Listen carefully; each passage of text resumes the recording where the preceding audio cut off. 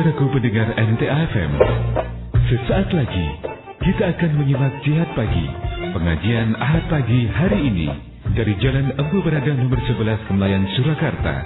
Kami ucapkan selamat mengikuti. Mari dimulai. Bismillahirrahmanirrahim. Sudah dibaca brosurnya? Sudah. Ada pertanyaan?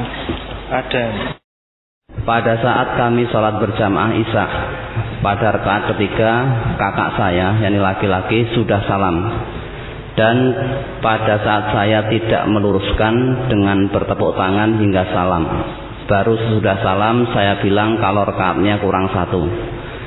Dan kami langsung menambah satu rakaat, dan sebelum salam kami sujud sahwi. Ustadz, apakah sholat kami sah, dan bagaimana dengan saya yang tidak meluruskan kesalahan di atas? Kenapa tidak meluruskan? Mestinya kalau kamu, ya kecuali kalau belum paham juga ya, mulai ngaji digatek ben paham. Nah, kalau kamu paham, mestinya tahu rakaat imamnya keliru, langsung ditegur itu, langsung diingatkan. Kalau kamu laki-laki, cara mengingatannya dengan tasbih, subhanallah. Kalau kamu perempuan dengan tepuk, nah gitu, diingatkan begitu. Lah imamnya nek mudeng ya di enek salat belakangnya ada orang tepuk atau ada orang muji subhanallah, oh berarti saya ada kekeliruan. Tuh, mulai antara imam dan makmum itu harus sama-sama paham. Diingatkan tepuk, nekat wae. Bareng salam malah nyengeni. Salat keplok mau sapa mau. Ada keplok kuwi ngelekke kowe ora mudeng. Maka yang jadi imam itu yang aqra'uhum.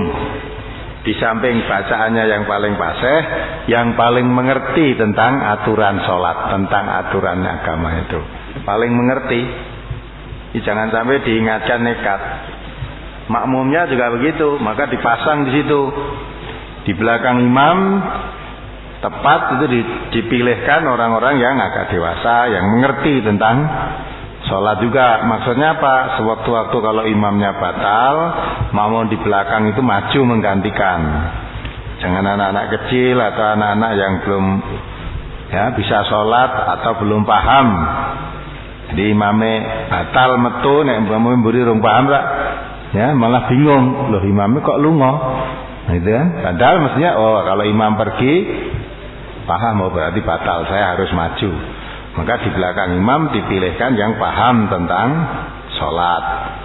Jadi imam itu paham. Apalagi ini tentang sholat Id.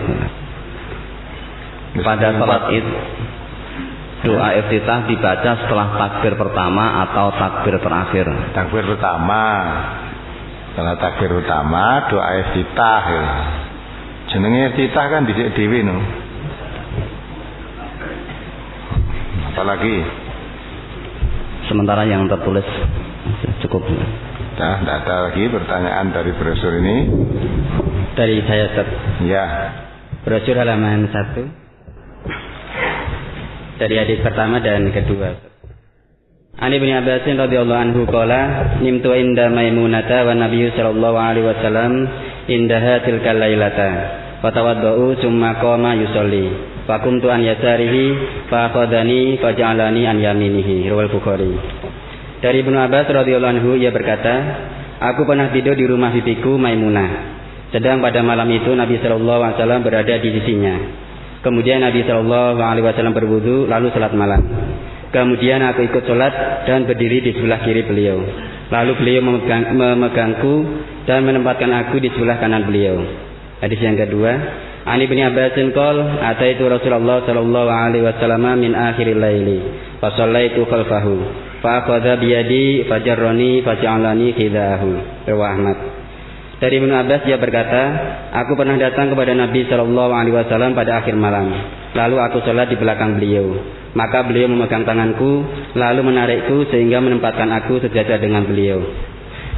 Secara zahir dua hadis tersebut menunjukkan Nabi sedang melaksanakan sholat malam, Ustaz. Kemudian Ibnu Abbas datang mengikuti beliau. Apakah hadis ini tidak menunjukkan kebolehan tentang sholat malam berjamaah, Ustaz? Ya, boleh. Dengan itu kan menunjukkan boleh. Dari situ kan menunjukkan kebolehan sholat malam berjamaah. Hadis nomor berapa tadi? Halaman pertama nomor 1 dan 2. Ya.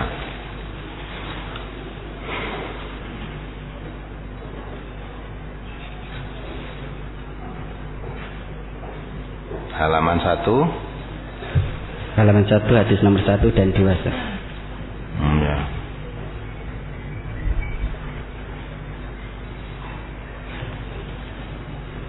Jadi lihat itu memang betul boleh itu. Pada akhir malam lalu sholat di belakang beliau, maka beliau memegang tanganku lalu mengikuti, menarikku sehingga menempatkan aku sejajar dengan beliau.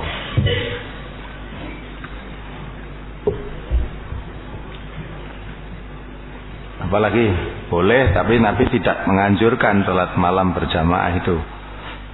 Maka beliau sholatnya di situ dan tidak ada anjuran kan. Apalagi ini mohon diterangkan perihal letak makmum anak-anak wanita, karena dalam hadis tersebut cuma diterangkan letak makmum anak-anak laki-laki. Sama anak-anak wanita kan di belakang tadi sudah dijelaskan tuh. Jadi wanita itu makmum letaknya di belakang laki-laki.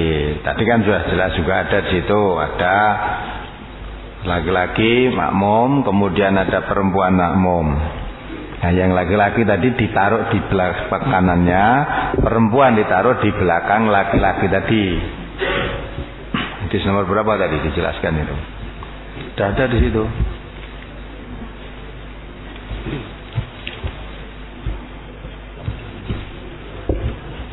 Ada jelaskan makmum laki-laki dan perempuan tadi. Halaman 4. Ya, coba dibaca. Letak berdiri makmum anak-anak dan wanita. An Ibnu Mas'udin an Nabi sallallahu alaihi wasallam qala liyalini minkum ulul ahlami wan nuha.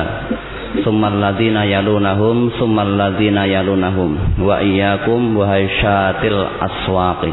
Rawahu Ahmad wa Muslim wa Abu Dawud wa Tirmizi. Dari Ibnu Mas'ud, dari Nabi sallallahu alaihi wasallam beliau bersabda, hendaklah orang-orang yang sudah balik dan pandai di antara kamu di dekatku. Kemudian orang-orang yang mengiringi mereka, kemudian orang-orang yang mengiringi mereka. Dan hindarilah hiruk pikuk seperti pasar. Sudah kan? Sudah jelas itu Pak. Apalagi yang ditanyakan. Jadi orang yang pandai, ya. Pakai itu, pakai nol.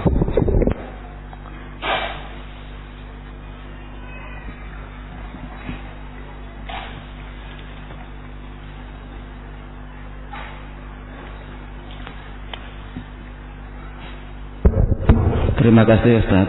Ya. Nah, surat tadi yang bertanya adalah saya. Yang kami maksud begini. Untuk anak laki-laki tadi ada prioritas di belakang orang-orang dewasa. Nah, terus umpama anak-anak perempuan itu apakah sejajar dengan wanita-wanita yang dewasa atau mungkin di belakang wanita dewasa? Ya. Karena pada prinsipnya tadi dalam hadis disebutkan bahwa sop yang paling baik untuk wanita adalah yang paling belakang. Ya. Nah, ini apakah untuk anak-anak perempuan ini istilahnya sembarang dalam arti sesuai urutan dia datang sejajar dengan orang-orang wanita dewasa atau mungkin di depan wanita dewasa? Ya, gitu. Kalau anak, karena prinsip anak-anak itu hakikatnya belum bisa dalam arti ya sholat gitu aja lah, belum bisa sholat, sifatnya melatih, memberikan tuntunan. Maka kalau anak-anak kecil itu kan ditaruh di belakang, jangan di depan. Nah, sop juga bagi wanita, karena tidak ada ketentuan khusus wanita harus di belakang atau di depan. Tentunya bagi anak-anak yang belum bisa sholat, karena anak-anak kan ibaratnya masih sholat istilahnya rubuh-rubuh gedang lah, itu di belakang. Karena di situ ada keterangan jangan bikin hiruk pikuk di situ. Kalau anak-anak ditaruh di depan, kemudian sholatnya masih gocekan, idak-idakan sikil, itu yang di belakang kan terganggu konsentrasinya.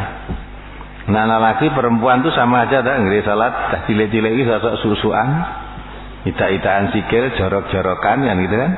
Lagu ini ditaruh di belakang, ya tidak mengganggu. Tapi kalau di depan, nanti yang di belakangnya orang sholat serius malah anyel itu delok ngono wis salat gocek arep ngelek kan enggak bisa. Nah, jadi anak-anak itu taruh di belakang aja. Apalagi jadi ibaratnya yang sholat tenan wis wajib dan sudah bisa sholat itulah di sop-sop yang menempati sop yang benar, yang belum itu di belakang.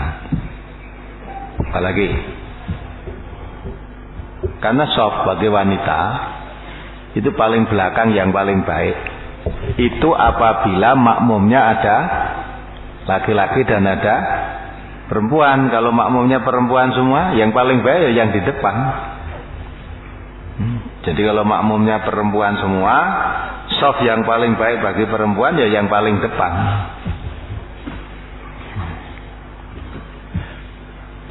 Apalagi yang tertulis. Nah, jadi sudah tidak ada masalah kan? Sekarang sudah paham tentang kalau makmum satu di sebelah kanan apa di sebelah kiri, ya.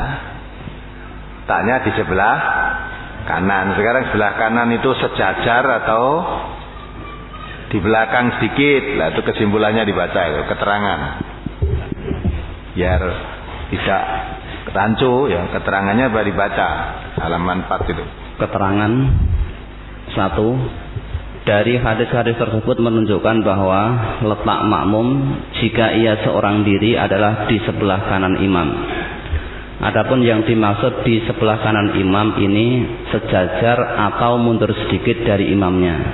Di sini ada dua pendapat. A. Berpendapat sebagaimana zahir hadis tersebut, yaitu sejajar dengan imam, karena arti khiza'ahu itu sejajar dengan beliau. An yaminihi itu adalah di sebelah kanannya, dan ila janbin nabiyyi itu adalah di sebelah atau di samping nabi. B. Berpendapat makmum mundur sedikit dari imam, yakni tidak sejajar, karena imam itu sebagai ikutan, maka sudah semestinya imam itu ada di depan. Dan walaupun di situ disebutkan makmum itu di sebelah kanannya atau di sampingnya, tetapi yang dimaksud adalah di sebelah kanan atau di samping imam agak ke belakang. Nah, paham kan?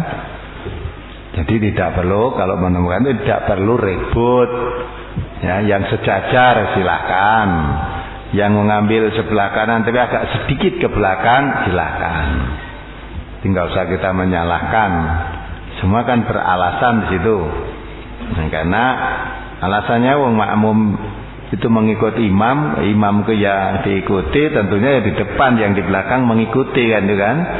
Nah, sehingga kalau kita temukan dua orang berjamaah, satu imam satu makmum, kalau mereka menempatkan posisinya makmum sejajar dengan imam, kita mengerti dalilnya. Kalau makmumnya sedikit ke belakang, kita juga mengerti alasannya. Sehingga kalau melihat begitu tidak perlu diributkan. Sing bener ngene, sing bener ngono, nggak perlu. Jadi semua itu kita melaksanakan sholat. Kalau saudara mantap sejajar dengan imam silahkan. Kalau saudara mundur di belakang, ya silahkan. Tidak usah salah menyalahkan satu dengan yang lain, hanya masalah demikian. Masing-masing kan beralasan. Dan alasannya itu bisa diterima juga oleh akal sehat. Ya, saya rasa cukup ini dari masalah sholat. Nah, kalau sudah cukup kita jawab pertanyaan minggu yang lalu. Agak banyak ini pertanyaannya belum terjawab. 18 Desember nomor 24. Saya punya teman kerja yang sangat ingin mengikuti pengajian di MTA, tetapi suaminya tidak mengizinkan. Bahkan ia akan menjenguk orang tuanya pun suaminya juga tidak mengizinkan, malah mencam akan cernya. Mana sebaiknya teman saya itu, Ustaz? Itu mesti dilihat juga mengapa sebabnya menjenguk orang tua nggak boleh. Pengajian nggak boleh, itu juga dilihat sebabnya apa. Apakah kalau kamu menjenguk orang tuamu itu menjadi baik apa tidak? Saya kan tidak tahu. Kalau kamu menjenguk orang tuamu jadi tidak baik. Ya, tidak baiknya karena apa saya nggak tahu. Maka yang tahu secara pas kamu sendiri.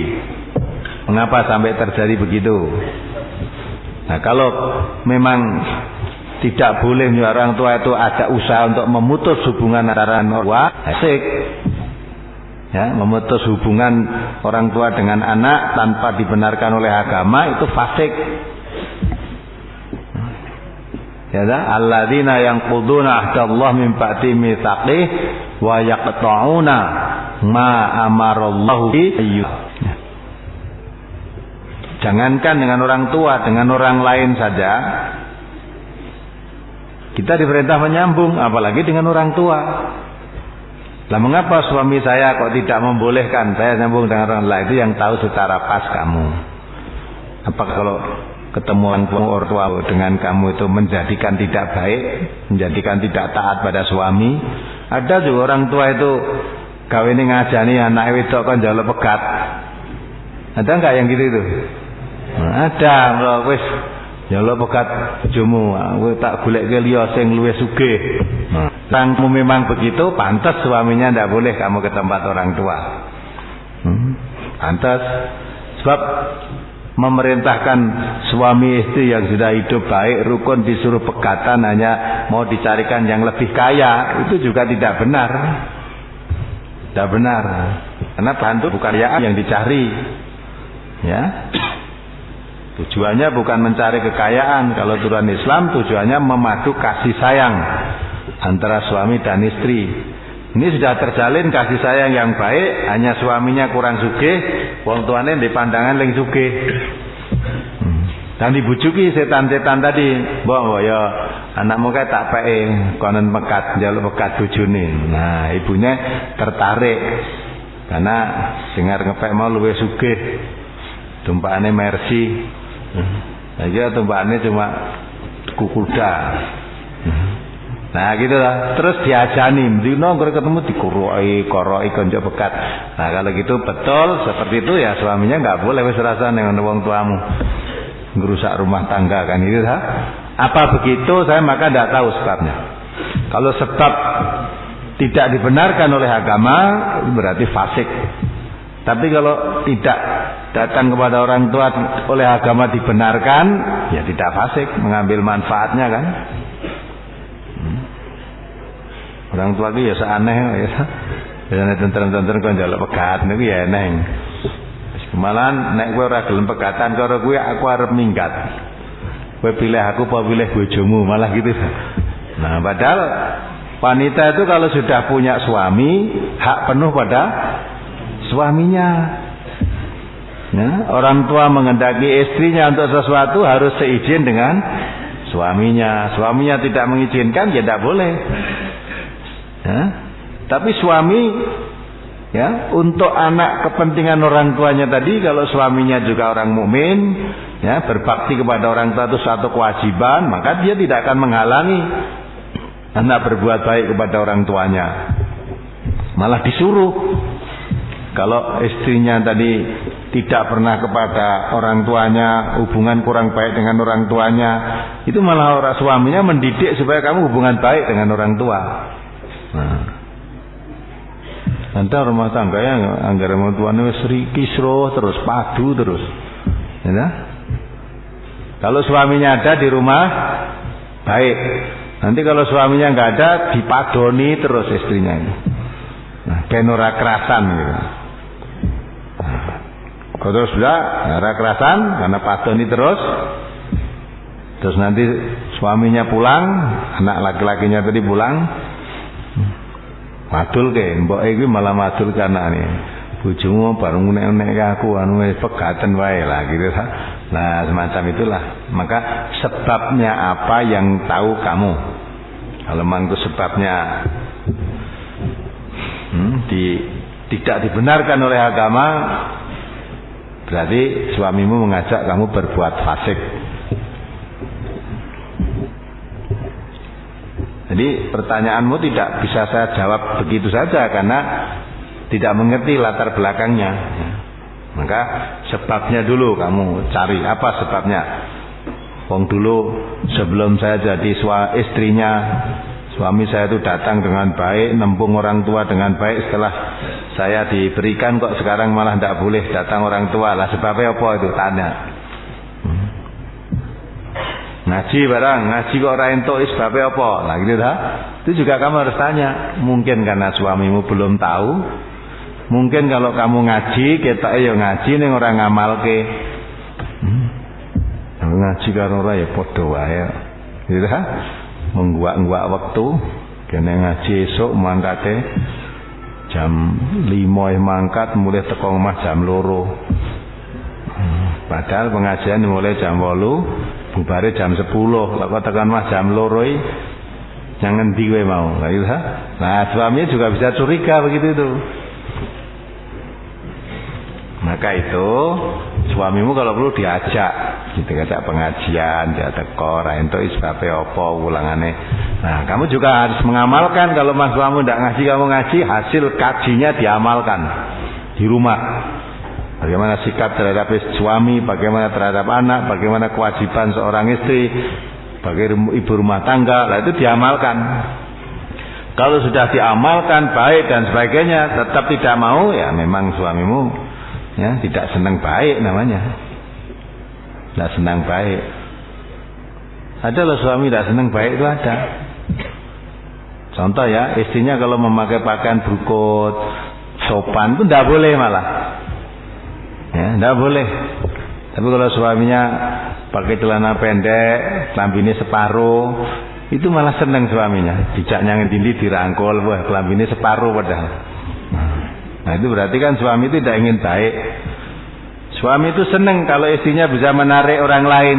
Kalau orang laki-laki lain bisa dia melihat dirinya, ya, terpesona dengan dirinya, dengan istrinya, itu dia senang. Bisa mengganggu orang lain itu senang dia. Maka seperti yang tanyakan minggu pagi kemarin kan, suaminya membolehkan asal kamu sekali berbuat tapi dapat sesuatu itu loh. Nah kan suami-suami kambing begitu kan susah itu. Apalagi saya seorang istri, pada bulannya kalau tahu saya mengaji di MTA, suami saya marah sekali. Secara diam-diam saya ikut ngaji di kelompok yang ada di desa saya. Menurut perasaan saya, suami sudah tahu, tetapi saya mau terus terang masih trauma atas kemarahannya. Bagaimana agar trauma saya itu cepat hilang dan suami mau ikut ngaji, Ustaz? Ya itu tadi saya katakan tadi, tunjukkan hasil ngajimu itu, diamalkan dalam kehidupan. Ya dah? Dan punya pendirian. Kamu seorang istri, kalau kamu yakin yang kamu tempuh jalannya benar menurut tuntunan Allah, ya dah? Dilarang oleh suaminya tidak boleh. Ya, ingat dalam surat Mumtahanah itu coba dibaca ayat 10 itu. Kalau wanita yang beriman harus punya pendirian yang tegas, kuat-kuatan. Aku gondeli kowe terus, umpamanya saya lewat menempuh jalan yang lurus tidak boleh. Maunya suruh jalan yang sesat saja. Bisa di hadapan Allah kamu gak bisa membantu saya. Suami istri di dunia ini bisa bersamaan, tapi di hadapan Allah masing-masing nanti sendiri-sendiri. Tanggung jawab sendiri-sendiri akan perbuatannya sendiri. Suami tidak bisa membantu istrinya, istri tidak bisa membantu suaminya. Oleh karena itu mengapa saya dalam rangka taat kepada Allah, suaminya tidak boleh, saya harus taat pada suami. Nah gitu kan. Ada di hadapan Allah nanti tidak bisa membantu apapun. Padahal manusia itu cepat atau lambat kembali nanti ke sana, kembali semua pada Allah. Saya dibaca ayatnya. Surat Al-Mumtahanah nomor surat 60 ayat 10. A'udzubillahi minasyaitonirrajim. Ya ayyuhalladzina amanu idza ja'akumul mu'minatu muhajiratin famtahinuhunna. Allahu a'lamu biimanihinna fa in 'alimtumuhunna mu'minatin fala tarji'uhunna ilal kuffar la hunna khillul lahum wa lahum yakhilluna lahun wa atuhum ma anfaqu wa la junaka 'alaikum an tankihuhunna idza ataitumuhunna ujurahun wa la tamsiku bi'isamil kawafiri was'alu ma anfaqtum wal yas'alu ma anfaqu dzalikum hukmullahi yahkumu bainakum wallahu alimun hakim. Hai orang-orang yang beriman, apabila datang berhijrah kepadamu perempuan-perempuan yang beriman, maka hendaklah kamu uji keimanan mereka. Allah lebih mengetahui tentang keimanan mereka. Maka jika kamu telah mengetahui bahwa mereka benar-benar beriman, maka janganlah kamu kembalikan mereka kepada suami-suami mereka, yakni orang-orang kafir. Ya, dah kan? Dari situ kata cukup jelas. Istrinya iman, suaminya kafir. Ya, maka ketika Nabi mau berhijrah meninggalkan daerah masyarakat kafir yang sangat kejam saat itu, mau ke Madinah, lah karena ini iman, orang iman, wanita tadi, maka saya akan ikuti Nabi hijrah. Nah suaminya diajak tidak mau, suaminya kafir, malah marah-marah kan. Nah, maka pada saat begitu wanita tadi dihadapkan dua pilihan. Pilih tetap menjadi istrinya suami yang kafir tadi, ya, apa pilih berpisah, apa pilih mengikuti Nabi hijrah ke Madinah, tetapi dengan catatan mesti pisah dengan suaminya yang kafir. Jadi tawar menawar kan hatinya antara iman dan kafir tadi. Nah kuramelu Nabi berarti tetap dimiliki suami. Saya tetap memiliki suami yang kafir. Cak salat ra gelem, cak ngaji ra gelem, cak hijrah pada Nabi ra gelem bae dadi wong Islam ra seneng. Tapi kalau saya ikut jadi orang Islam yang baik, mengikuti Nabi, konsepnya pisah karo suami. Istri pisah. Apa gunanya saya wanita muslimat punya suami kafir? Maka ditinggal pergi oleh istrinya. Ke Nabi. Nah, Allah tahu kepergian wanita itu karena apa? Tahu, karena mempertahankan iman. Tapi Nabi kan tidak tahu. Wanita pergi meninggalkan suami, maka Allah perintahkan Nabi, kamu uji dulu keimanannya. Kamu tanya, kamu hijrah itu karena apa? Kalau memang hijrahnya karena iman, sehingga meninggalkan suaminya tadi karena setia yang beriman, dia lebih suka pisah dengan suaminya yang tidak beriman tadi, Allah berikan jalan. Maka jangan kamu kembalikan wanita yang beriman tadi kepada suami mereka yang kafir. Jangan dikembalikan. Terus mereka tiada halal bagi orang-orang kafir itu, dan orang-orang kafir itu tiada halal pula bagi mereka. Nah, karena wanita beriman tidak halal bersuami kafir. Maka kalau dia ikut kamu karena keimanannya, ya, jangan dikembalikan pada suaminya, tidak halal itu. Wanita muslimah kawin dengan kafir tidak halal. Nah, jelas kan? Maka dari itu, tinggal apa ini sebabnya terjadi demikian antara suami dan istri tadi kok berpisah? Nah, karena mempertahankan iman. Sekarang juga begitu. Kalau kamu tadi ngaji nggak boleh suamimu, ya, nah, nggak usah ngaji. Padahal di rumah juga tidak diberi pelajaran. Padahal suami kan kewajiban ku anfusakum wa ahlikum naro. Ar-rijal qawwamuna 'alan nisa. Suami itu berkewajiban menjaga dirinya, menjaga keluarganya dari api neraka. Ya, harus menuntun, mengajak ke jalan surga. Itu kewajiban suami. Di samping itu suami itu sebagai pemimpin dalam rumah tangganya, memimpin ke jalan yang benar. Ada suami saya tidak ngerti jalan yang benar, tidak ngerti. Ya. Tidak menuntun ke jalan ke apa yang menjauhi neraka, tidak ngerti juga. Saya mencari pengertian tidak boleh, berarti kan diajak bersama-sama masuk neraka. Ya kalau begitu keadaannya, ya, terus bagaimana? Nah, maka kalau memang suami di rumah tidak menuntun ke jalan yang benar, istri mengajak ke jalan yang benar tidak mau, maka mencari yang benar itu suatu kewajiban bagi seorang muslim. seorang muslim mengerti agama Islam itu wajib hukumnya. Kalau tidak ngerti, ya seperti itu. Sudah tahu kemarin beberapa hari yang lalu ada tayangan TV ibu membakar anaknya, tahu nggak? Nah, si salah suamine apa istrine? Apa nih bu? Nah, kuwi mergo padha bodhone ora gelem ngaji. Karena ndak mau ngaji padha bodhone. Si istri punya suami. Suamine senenge main, mendem, ya toh? Dilalah wong uripe ya ora sugih. Nah, kebetulan suaminya tidak pulang, mulai esok mendem. Bejane ta? Bejane sing dadi istri punya suami mendem. Teko omah esuk mendem, ngamuk-ngamuk, padu akhirnya kan. Suami istri padu wis ditinggal sewengi ra mulai ra nggawa duit, malah mendem, padu. Nah, saking padu rame, anaknya ora salah diobong juga. Anaknya satu umur 3 tahun, satu umur 11 bulan. Sing ngobong, sing wedok mau wanyel wong padu, mungkin nek gelut karo suamine ya kalah, wis anake itu menange. Gerujuk minyak bakar dua-duanya. Yang satu langsung mati, yang satu masih dirawat di rumah sakit, entah sekarang entah mati entah hidup. Nah, mengapa demikian? Itu karena orang ngaji. Hidup tanpa ngerti tuntunan jadinya seperti itu.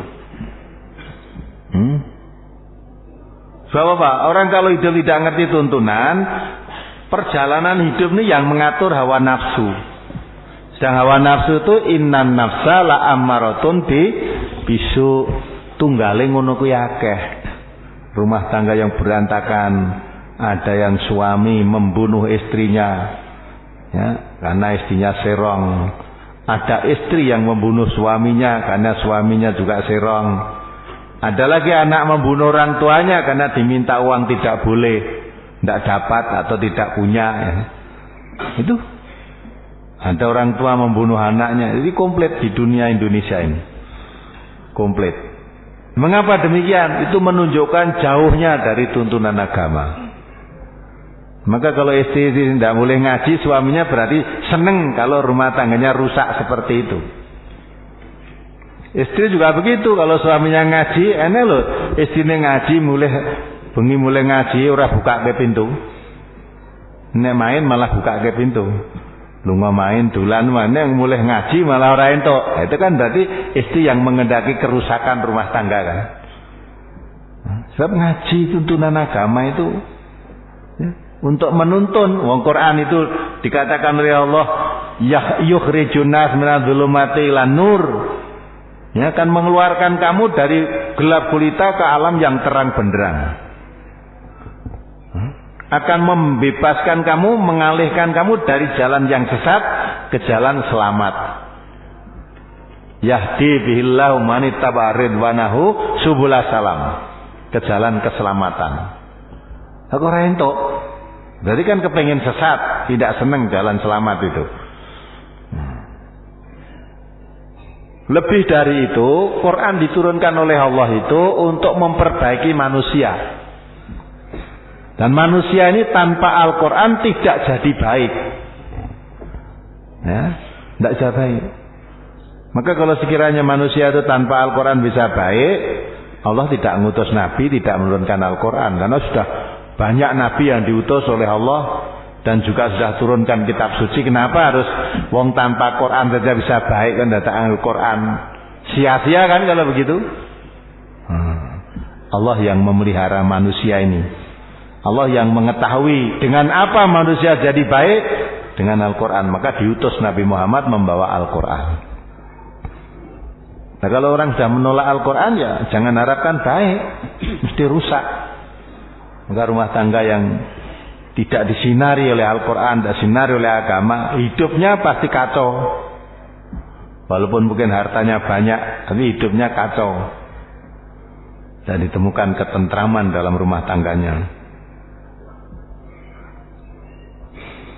Maka kalau kembali pada pertanyaan tadi, kalau suaminya, dulu kan ada juga kan yang suaminya malah nggak boleh ngaji, tapi istrinya bertahan terus. Nekat dulu pertanyaan di minggu pagi juga. Sampai istrinya pas ngaji di gelombang diparani suaminya digeret mulai. Terjadi juga itu. Nah, tinggal kuat-kuatan saja. Kuat-kuatan sama istri sama suami tadi. Suami istri itu umpama kuat-kuatan kepeksane ora iso ketemu, resiko paling akhir apa to? Apa? Pisahan. Pisahan, ya ta? Nah padahal pisahan itu paling ditakuti, ojo nganti pisahan dengan suami saya.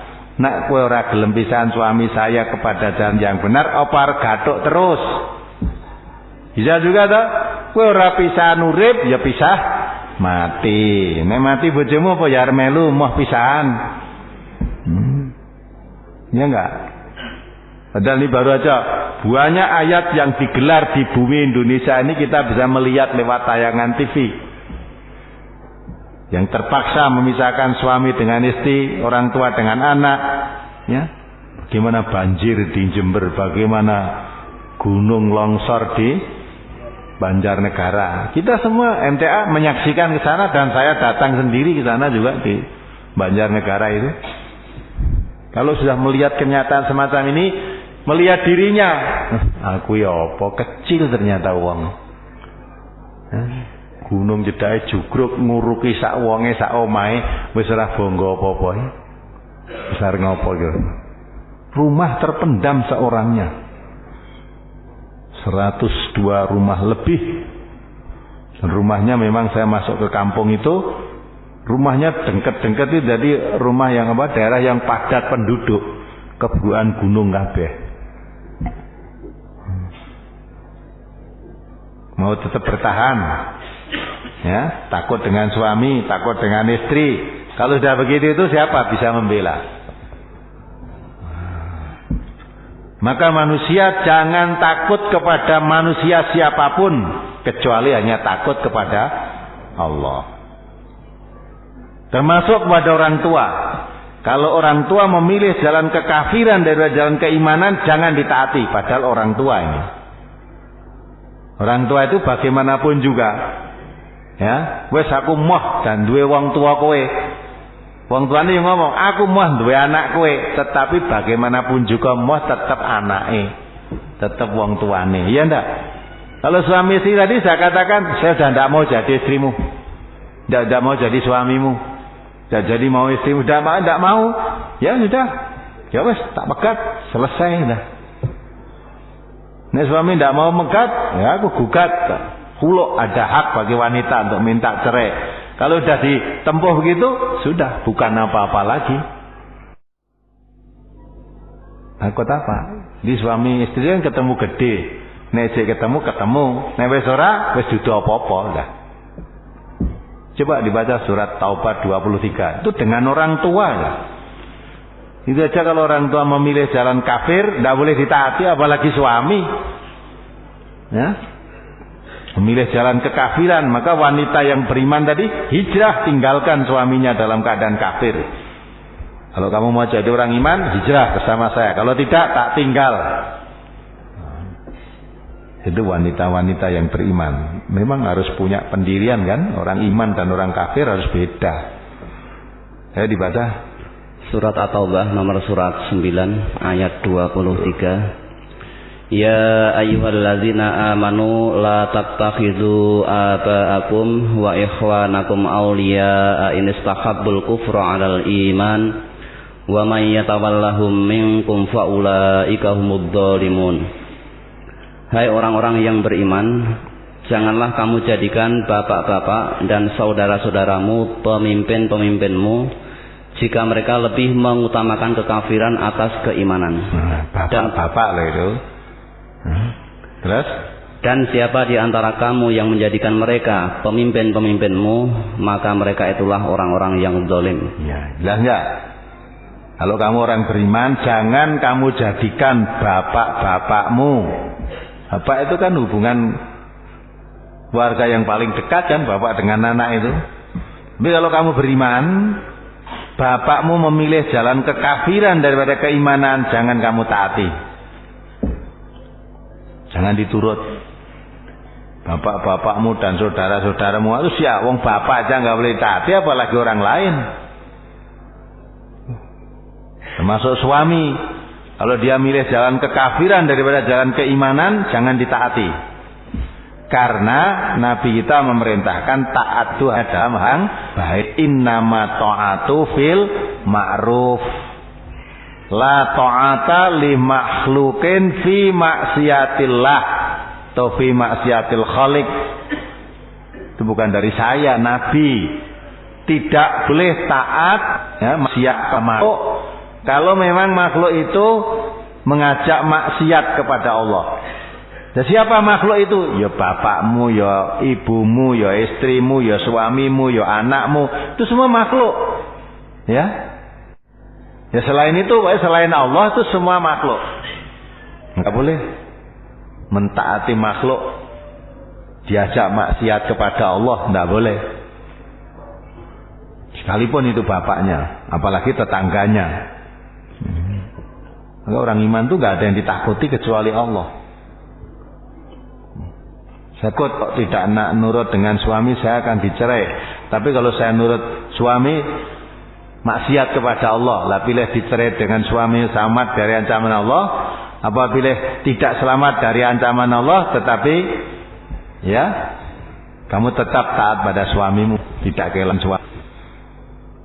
Maka orang beriman itu kadang dihadapkan ujian. Kalau iman dan kekafiran itu disuruh milih, iman nggak akan dilepaskan. Iman itu dibela sampai mati kan. Karena Allah juga firmankan wala tamutunna illa wa antum muslimun, kecuali mati dalam berserah diri kepada Allah. Ya, beriman kepada Allah. Maka ketika Nabi ditanya, ya Rasulullah, apakah yang perlu kamu ajarkan kepadaku tentang Islam yang saya tidak akan bertanya lagi kepada orang lain selain Engkau ya Rasulullah? Apa kata Nabi? Atulah sumastaqim. Berimanlah kamu kepada Allah dan beristiqomahlah kamu. Beristiqomahnya memegang teguh.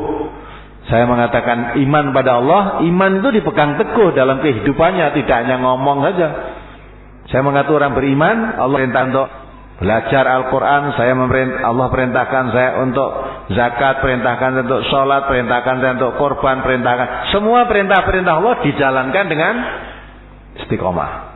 Semua larangan-larangan Allah tinggalkan. Ya? Ucapan saya beriman pada Allah itu dengan yang aja. Sebetulnya saya beriman pada Allah, tapi suami saya tidak boleh, gimana? Nah, sekarang Gusti Allahmu Allah apa suami? Ya.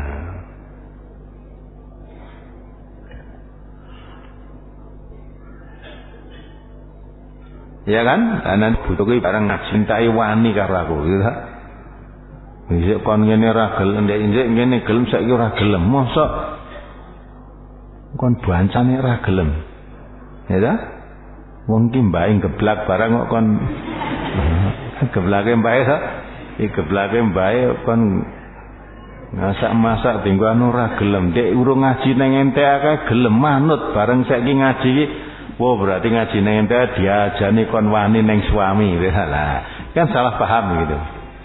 Padahal sing ngajani ora Qur'anmu ngandani ngono, nek jalan kekafiran sing ditempuh ya jangan kamu taati. Ya, istrinya usul, Pak, Mas. Ya, iki wedhuse dhewe bodhe wancine korban, iki mbok nggo korban. Saben helai bulu ada kebaikannya. Ora, iki sak tanggonya ibu bapak. Sing wedok ngusulke korban, sing lanang arep nggo nyewu, lan ndi sing ditaati.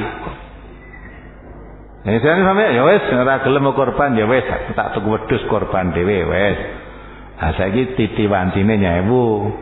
Dik iki blekane blonjo iki arep tak nggo nyewu wedhus iki esuk dibelah. Nah, piye sebenarnya? Kalau dia bertahan dalam keimanan tadi, moh kuwi ra nek tuntunane, gitu kan? Tuntunane. Lha kowe sing aku suamimu. Bener kowe suamiku, aku taat karo suami nek bener, nek ora bener ora tak taati, gitu lah. Padahal perintahmu kuwi ora bener, ora tak taati. Loh, kowe pilih tak pegat to piye? Gitu. Ancamannya paling lah dipegat ya alhamdulillah muga-muga entuk ganti suami sing luwih apik kan gitu kan. Ya tak arep-arep jane kok. Aja kok dipegat, diancam pegat lho sing tak ya teman sepora mesake aku. Ya anake 8 arep dipegat ya. Ya kalau pertahanannya tuh perpihakannya itu karena iman, jangan khawatir, karena Allah menjanjikan wa may yattaqillaha yaj'alahu makhrajan. Allah memberi jalan keluar asal cong betul pada Allah. Tawakal 'ala Allah fahuwa hasbuh. Kalau kamu tawakal pada Allah, Allah akan mencukupi segala keperluanmu. Dengan catatan jangan coba-coba. Allah enggak mau dicoba. Coba aku tak manut Gusti Allah apa ya apik tenan ora. Lah kok mong nyoba. Bareng nyoba, wah iki dene kelangan bojo tenan ya ora entuk apa-apa. Hepen nang kowe mong nyoba kok. Gusti Allah dicoba itu gimana? Wong kamu kafir ya entuk iman ya entuk ndak tak nyoba tak iman ya. Nah, boleh. Apalagi saya punya saudara. Biasanya dia dicharter orang untuk mengantarkan ke suatu tempat. Dia tahu bahwa ia mengantarkan orang tadi untuk ke tempat dukun. Bagaimana seharusnya sikapnya? Apa tetap mengantar ataukah ditolak karena mengantar orang untuk mempersekutukan Allah? Ustaz? Ya, kalau kamu tahu arahnya, yang medukonya itu ya ditolak ae. Ora Gusti Allah maringi rezeki liyane. Ya. Lah orang datang ke dukun percaya omongnya dukun, lagi percaya wah dukune pinter baik. Percayalah 40 hari sholatnya gugur. Jadi kalau mengeterke berarti kan kamu membela, membantu ta'awanu alal ismi. Jelas kemusyrikan yang luar biasa, nanti gugurkan sholat kok. Mbok terke. Ya. Kudune dikandani nek arep ternyata napa to sakit napa to Pak? Niki lho kenging santet niki. Oh niku kenging santet niku obate mboten teng dukun, mang beto teng dokter mawon. Sing sakit napa to rasane? Wah niki kemeng-kemeng kabeh wong gawa teng dokter niku pun. Wah tutuh kene niki wong pinter tenan. Nah digawaken dokter. Ya ta? Gawa wong awake kemeng geges-geges go neng dukun. Dukun iki mung bangsa ngapusi wis. Sing dadi dukun ben nesu. Kene nesu rak terus jimate diserahke aku. Ya. Itu Nabi kok mengatakan 40 hari salatmu gugur. Kuwi lagi percaya loh. Apa meneh sing dadi dukun. Maka itu betul-betul kalau tahu kamu antarkan sana didakwai, diarahkan. Ya, sakit berobatnya teng dukun, berobatnya teng ahli pengobatan, teng dokter. Paling boten dokter nggih mantri lah di kesehatan niku. Nah, nanti aja nang dukun. Dukun kuwi mari mati nek ora ketempelan demit ditenung wong. Wis bola-bali lak ngono. Awake panas delembing-delembing tekoke dukun. Wah, ketempelan wit asem kono. Wah iki keganggu sing jaga ijingan kono, padha karo enggak ganggu terusan yang ngene iki. Nah, itulah. Ngono-ngono kuwi aja dipercaya. Itu ngapusi. Mulane berobat sakit gawe ning dokter. Apalagi saya mempunyai seorang adik, secara fisik dia lebih besar daripada saya. Dia kerap kali menyakiti hati saya sampai-sampai saya tidak tahan. Kata-kata yang sering diucapkan, saya tidak mau punya mbak seperti kamu. Dia sering membanding-bandingkan dengan orang lain, dan kalau dinasihati tidak mau. Yang demikian itu bagaimana saya harus menyikapinya, Ustaz? Nah, kuwi ya aku kudu ndelok kabeh sik. Adikmu kok nganti ngono e apa mbake cetil? Gongkone mung gawene perintah wae ora tau ya. Gelemene duit perintah lagi bain duit bakil cetil mamane lah itu ya kok sampai getinge kepati-pati ku lah aku ora gelem duwak kaya kowe ku ya lah ning apa ta Dik cetilmu setengah mati apa ngono nah sebabnya apa maka saya ndak bisa Nyalahke sikap adikmu tak nggak bisa, benarkan kamu ya tidak bisa. Hanya saya tanya, kenapa kok bisa terjadi begitu? Ya, wong bae karo adine kudune rukun. Mulane pentingnya ngaji ngono kuwi. Ya. Kalau orang ngaji tahu bahwa saudara perempuan itu menempati, saudara adik itu menempati kedudukan kakak. Nah, kakak itu menempati kedudukan ayah. Al-akh manzilatul ab, ya. Jadi kedudukan kakak itu sebagai pengganti ayahnya. Kalau dia kakak perempuan ya pengganti ibunya. Artinya apa? Di dalam Islam itu dituntunkan yang lebih muda menghormati kepada yang lebih tua. Yang tua kasih sayang kepada yang muda. Kalau tidak begitu, kata Nabi apa? Malam yakir kabirona walayar kamsokirona falaisa minna.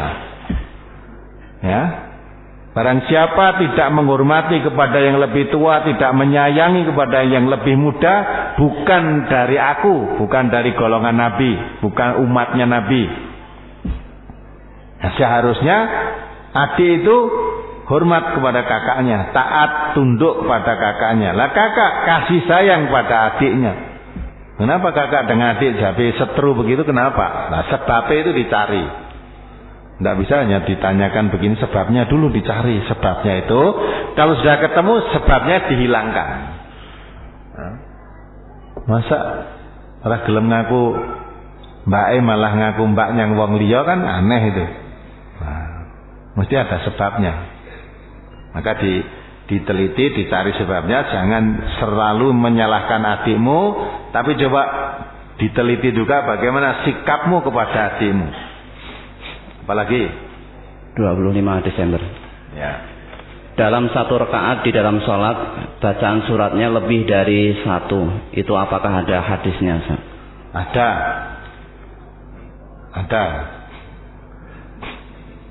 Apalagi? Beberapa hari yang lalu saya mimpi basah, namun pada waktu subuh dan zuhur tidak menyadari. Baru setelah asar saya baru sadar bahwa tadi pagi saya mimpi basah. Bagaimanakah sholat subuh dan sholat asar saya, sah atau tidak, Ustaz? Nah, mimpi basah yang kenapa sih? Kalau mimpi basah mungkin keringetan saking sumuk. Nah, iya enggak? Mungkin ngompol.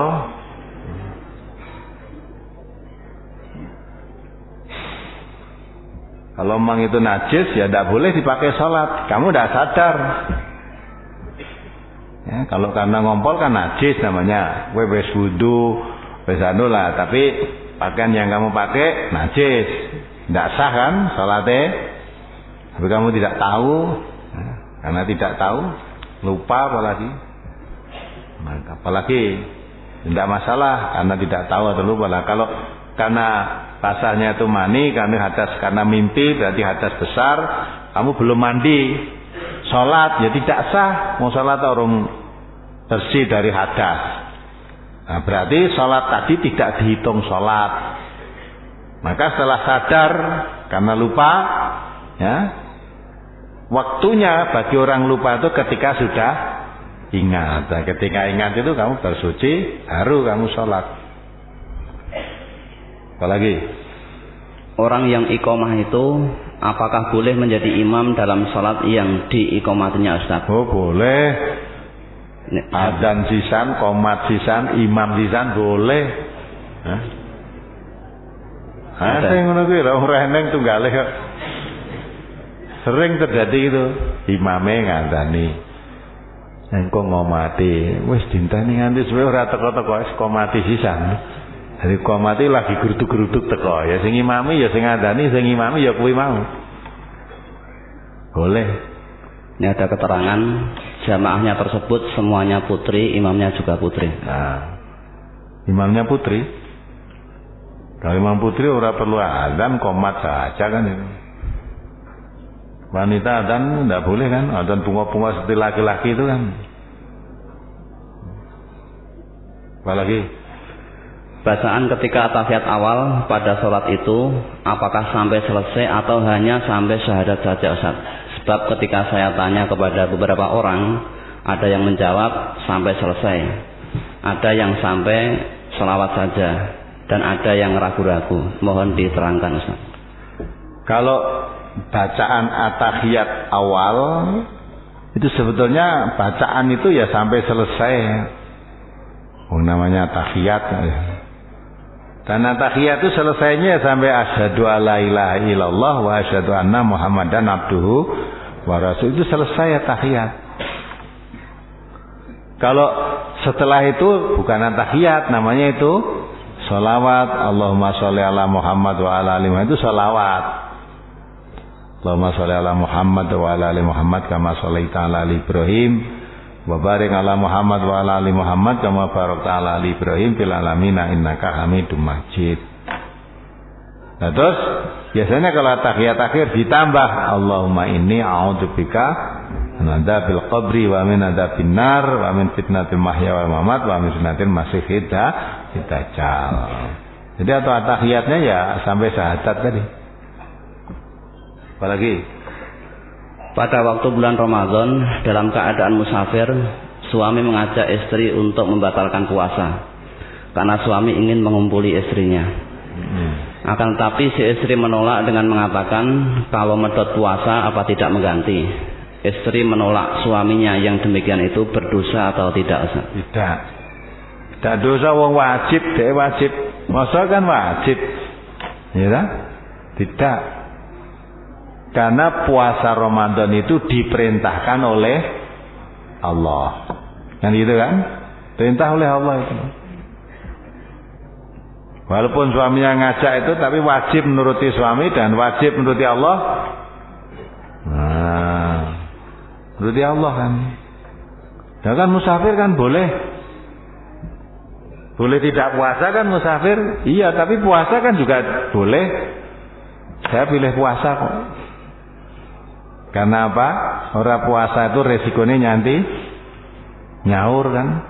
Ini orang puasa resikonya nyaur. Lah aku rasa nuruti kowe aku mesti duwe utang poso. Ya ta? Wanita kan mesti duwe utang poso. Kayak iki mbok tambahi ngene ge utangku sok dadi pira. Nah. Kadang aku nyaur aku dhewe kata ibu ini tadi. Nah aku nyaur dhewe, kowe ora gelem ngewangi nyaur gitu. Nah. Apalagi ada seorang laki-laki Kristen menikahi seorang wanita Islam. Sebelum ijab, wanita itu mempunyai permintaan bahwa laki-laki tersebut supaya mau masuk Islam. Ia menyatakan mau. Lalu terjadi ijab. Akhirnya setelah menjadi suami istri, ternyata si laki-laki itu tidak menjalankan sholat dan anak-anaknya diarahkan masuk agama Kristen. Yang demikian itu ijab tersebut sah atau tidak, Ustaz? Tidak sah. Mulai hati-hati. Allah sudah menyatakan dilarang. Ya. Dan ayat tadi kan jelas-jelas yang dinyatakan tidak halal wanita beriman dengan laki-laki kafir. Dilarang. Di ayat lain jelas, bahkan orang ahli kitab, ya, itu kalau dia wanita-wanita muslimat kawin dengan orang-orang yang bukan Islam, haram, tidak boleh. Dan itu sudah biasa, begitu tuh biasa. Taktik mereka begitu tuh biasa. Saya punya tetangga juga begitu. Dulu menikahnya malah cara Islam. Nikahnya cara Islam. Awal-awal nikah, ya suaminya tadi ya ke masjid. Ya ke masjid juga. Salat. Kayak wanitanya dulu awalnya itu ketika masih muda, masih gadis, aktivis kegiatan Nasihatul Aisyah itu.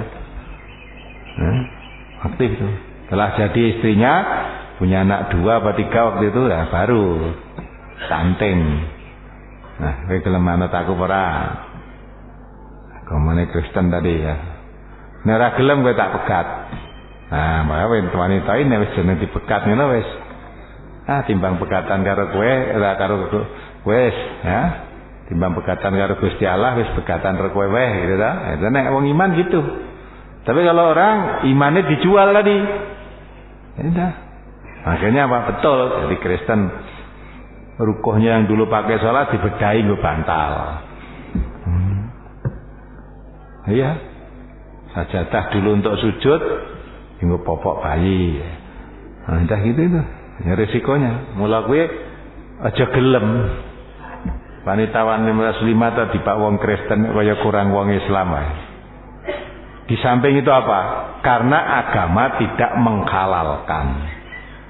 Walaupun janji, aku gelem dadi wong Islam, mengko ningo. Ya. Terus dadi wong Islam, nikahe cara Islam ning ora salat. Wong Islam ki nek ora salat ya ora Islam. Titikane wong Islam ki salat. Maka berarti wanita tadi nikah dengan orang kafir, maka nikahnya tidak sah. Tidak sah nikahnya. Apalagi pepatah Jawa mengatakan witeng tresno jalaran saka kulino. Tetapi mengapa pepatah itu tidak berlaku bagi diri saya? Karena yang saya alami semakin lama kami bersama kok malah semakin benci dan muak. Apakah ini dikarenakan kebencian saya yang sedikit demi sedikit atas perlakuan dan perkataan kasar suami saya selama ini? Sehingga rasa benci dan dendam saya ini sulit sekali saya hilangkan. Apakah ini berarti pula rasa cinta saya kepada suami sudah luntur atau hilang, Ustaz? Nah, sing ngerti ya kowe dhewe nek tekan aku. Nah, luntur apa hilang sebabnya apa karo suamine luntur iki mbiyen iki kita apa? Kowe gelem dipek bojomu suami mbiyen kita apa? Saiki kita apa gitu. Apa mbiyen kita kencana padahal wingko. Tak kira kowe kencana bae wingko. Tapi apa kamu sendiri yang tahu? Masa karo bojoku suwe-suwe ora seneng bareng aku ya? Duwe kenalan dagang iki lho. Nah, gitu dah. Akhirnya dia kenalan kanca dagang, seneng karo kancane dagang kuwi, karo bojone tuh ora seneng. Oh, lah nek kuwi jenenge kowe kesetanen. Kesetanen. Sebabnya apa? Nah, karena kepanjingan setan. Setan ini mesti ngajak rusak.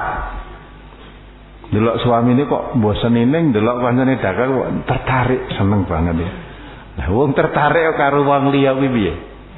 Ya. Bayangke wong liya wah aku nek dadi bojone dheweke, wah mesti kepenak banget seneng uripku. Wah kowe ora ngrasake kok. Padahal nek dadi tenan bojone kowe tenan urung karuan, kaya sing mbok bayangke. Ya enggak? Apalagi sing disenengi iki ya duwe bojo. Nah, model gitu-gitu kan setan. Ya. Lah kuwi ketoke karo aku gemati banget, pantasnya durung bojone digemateni ben gelem kok. Nah, karo kowe gemati, coba tanya dengan istrinya gemati enggak dia? Nah, kalau dengan istrinya tidak gemati, so nek dadi bojomu ya ngono kuwi, ora digemateni gendi, gemati karo wong liya keneh. Nah, itu namanya mata keran. Nah.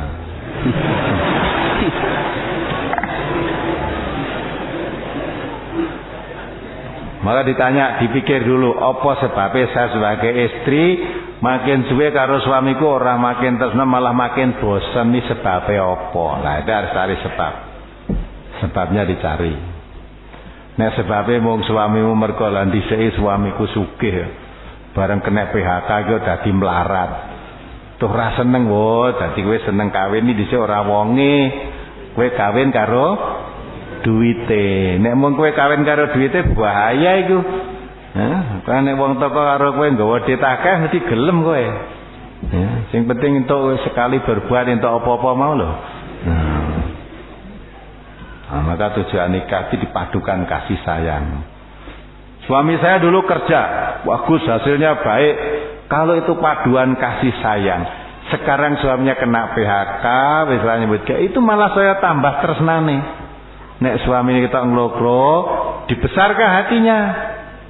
Betul sak kuwatir Mas, duwe blonjo akeh ya wis tahu. Nah, dhisik blonjo akeh nggih pun tahu. Lah sakniki mboten duwe blanja akeh ni sithik-sithik nggih nampa, ya. Pensiun kan nampa, kena PHK. Cobi mang pikirke sing mboten tau nampa blanja akeh, mboten tau nampa blanja sithik niku lak luwih rekoso. Cik golek entuk ora, cik embuh entuk embuh ora. Ya awake dhewe iki sih penak pun mboten. Atos dibesarke atine, ora kok bareng bojone belanjane sithik terus nglirik sing belanjane akeh. Nah, kuwi dadi suamine tambah susah kuwi. Wah. Jadi paduan kasih sayangnya bukan karena cinta tapi karena harta. Maka Nabi mengarahkan nikah itu bukan hartanya. Ada 4 kriterianya. Ya. 1 imannya, 2 rupanya, 3 keturunannya, 4 kekayaannya. 3-tiganya boleh hilang. 1 tadi yang harus dipegang tidak boleh hilang karena iman. Sebab nek kowe kawin mergo sugih iso entek.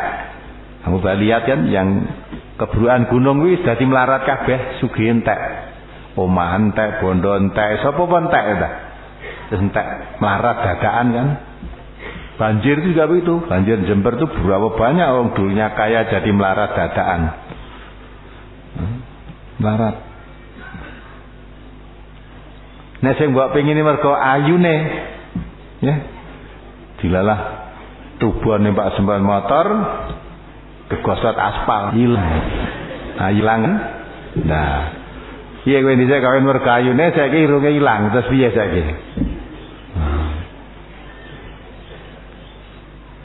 Ya enggak? Nah, mergo keturunane wong apik-apik, anaknya orang apik, itu semua itu dipitu, tidak boleh ditinggalkan iman. Iman itu, ya. Saya suwe, umure saya tambah, kuwi saya mantep, saya cedak nang Gusti Allah. Saya apik ini lho. Ora iso hilang iman tuh kalau dipelihara betul nggak bisa hilang. Ini ta jogonen kaya ngopo iso hilang. Saking jogo bandane nganti diuman-iman banget, infak ora tau melu, zakat ora ditokke, wis sumbangan apa ora melu, kuwatir kelangan, malah kebanjiran. Malah kobong entek dan ciri iman ben ora kelang entek malah. Ini iman dijaga betul, wah tidak bisa hilang kalau dijaga betul. Maka itu diperintahkan oleh Allah, pilih iman. Kalau wanita maka dikatakan wanita yang solihah, itu dilihat suaminya menyenangkan, ya, mbok suamine duwe duit apa ora, pokoke nyenengke wae. Diperintah suaminya nurut selama perintahnya tidak maksiat, ditinggal pergi suaminya menjaga kehormatan dirinya. Para kok malah menjual dirinya, menjaga kehormatannya, ya, menjaga benda rumah tangga suaminya. Itu wanita-wanita yang solihah. Itu calon penghuni surga itu. Maka kalau tidak ada, tadi ada kok wanita dengan suaminya seanyel tok, kuwi sebabe apa, malah golek ana kowe dhewe sing ngerti. Nah, nek wis witing tresno kok malah witing jalaran kulino malah tambah tresno iki, saking kulino malah tambah loro. Nah, maka dicari sebabnya. Kalau sebab itu dibenarkan oleh agama, boleh kamu minta cerai nek ora betah-betah tenan ngopo. Tapi tidak dibenarkan oleh agama, wanita yang minta cerai pada suaminya tidak dibenarkan oleh agama, itu tidak akan mencium baunya surga. Baunya surga.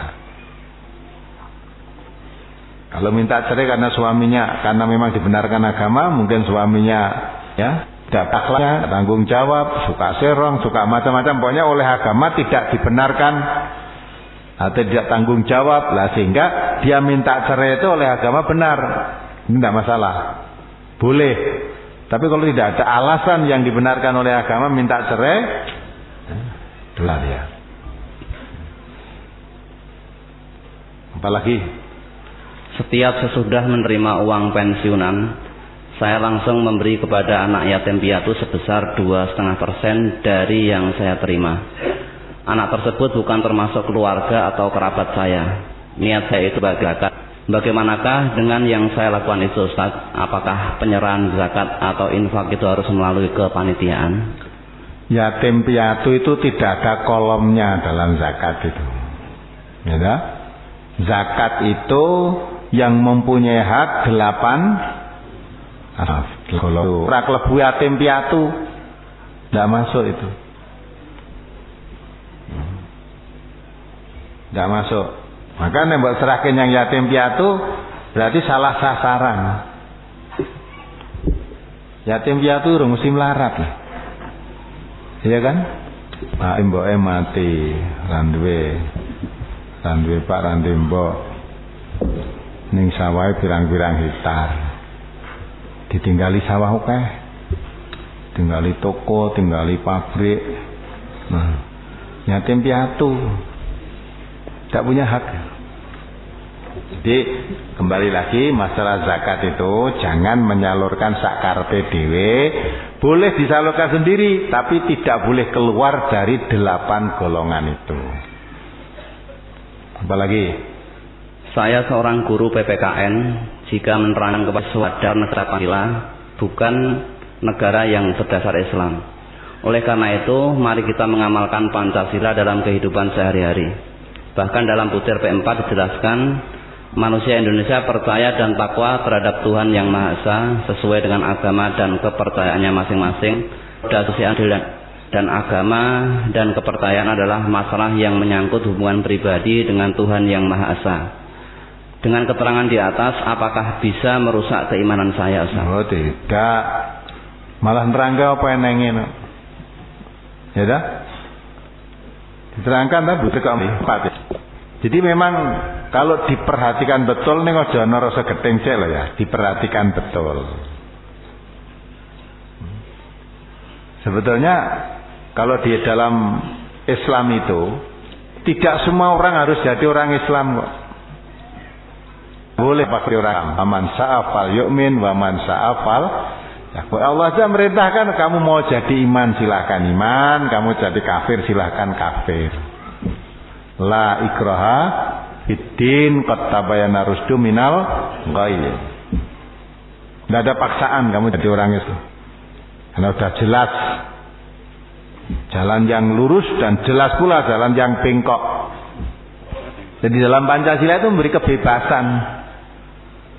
Ya, memberi kebebasan orang mau beragama apa silahkan. Sampai aliran kepercayaan pun silahkan. Menyatakan ini percaya. Diberi kamu hidup, artinya di Indonesia ini orang milih beragama itu agama saja apa boleh silahkan,